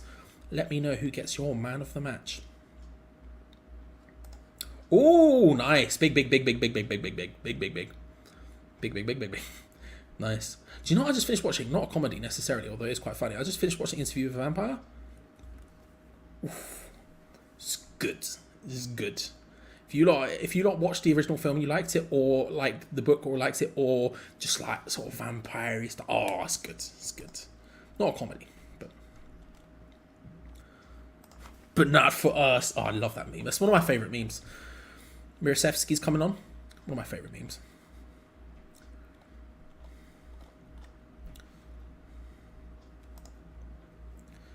Maybe. I prefer again at this point, but I'm not against it. I really like Mavropanos' performance today. I've really got really high hopes for him. Like I say, I don't know what's going to happen with him. I prefer again right now, but I wouldn't be against seeing it, certainly. See how it works out. Didn't Zuma used to play left centre back? Am I crazy? My wild thinking is, didn't Zuma used to play left centre back? Like, something in the back of my mind says he did. I might be wrong about this, though. Let's have a look at some of these Man of the Match awards. We have Kudus Moyes, Phone Jacker, another great show he did, to be fair. I can't even remember the actor's name. I keep saying him. I can't remember his name. Mavropanos, Kudus, James Ward-Prowse, Kudus, Ward-Prowse, Kudus, Mo, James Ward-Prowse, Kudus, or Mavropanos, Kudus. James Ward-Prowse, Mavropanos, Kudus, and Paqueta. Good. Benny, okay. Yeah, again, no mince for the man. Appreciate you for coming, Major. Massively appreciate it. James Ward-Prowse. It's the Hammers Chat Man of the match. It's the chat man. It's the chat man. It's the chat match man. It's the man of the match, and I think it is Kudus. Congratulations to Mo Kudus. Oh, it could be another one right at the end of the game here. Nah, bundles are over. 30 seconds left of the game. Congratulations to Mo Kudus. Your first full appearance for West Ham, first start, a goal, a potential other goal that's going to be stolen from us, and a Man of the Match award from Hammers Chat. You love to see it. Congratulations. Also, thank you very much, Wally. £10. We mustn't forget the power of the bell. We mustn't. It's very important that we don't. Listen, sometimes it happens, and today was one of those days. We did it. We delivered it. What a time to be alive. But thank you very much for $10. It helps us out massively, as you're aware. So thank you. Huge thank you, bro. Yeah, I think he has as well. But as overall, I still prefer him personally. But he has looked shaky so far this season. I agree. I 100% agree. There you go, ladies and gentlemen. The full-time whistle goes. West Ham United 3, TSC Bačka Topola 1. A huge potential banana skin landed beautifully in the end. It was a worrying moment, but thankfully we managed to avoid it. And we get a win, a solid win that sets us off on our European journey this season beautifully, perfectly. Congratulations, first of all, to Mohammed Kudus on the man of match. Thank you very much, everyone, for watching. Massive thank yous as well, of course, to Dave, Acid Punch on Gaming, to Ado, like Play-Doh, to GP, and to Wally World. Your full-time fund donations help us out a huge amount. And thank you very much for that. Also, shout out to everyone, because in the end, we managed to get to 446 likes. We were playing with house money, and it was good times to play, baby. We will be back, of course, at the weekend. We have Liverpool. I think it's on Sunday. I need to double check that. But we'll be back by then. I'm back now. Now the tonsillitis has dissipated. We are back full force with the watch-alongs, the most consistent West Ham fan channel when it comes to all of that stuff. Out there is us. So make sure if you haven't already to subscribe and hit that bell notification button so you never miss out on any future videos.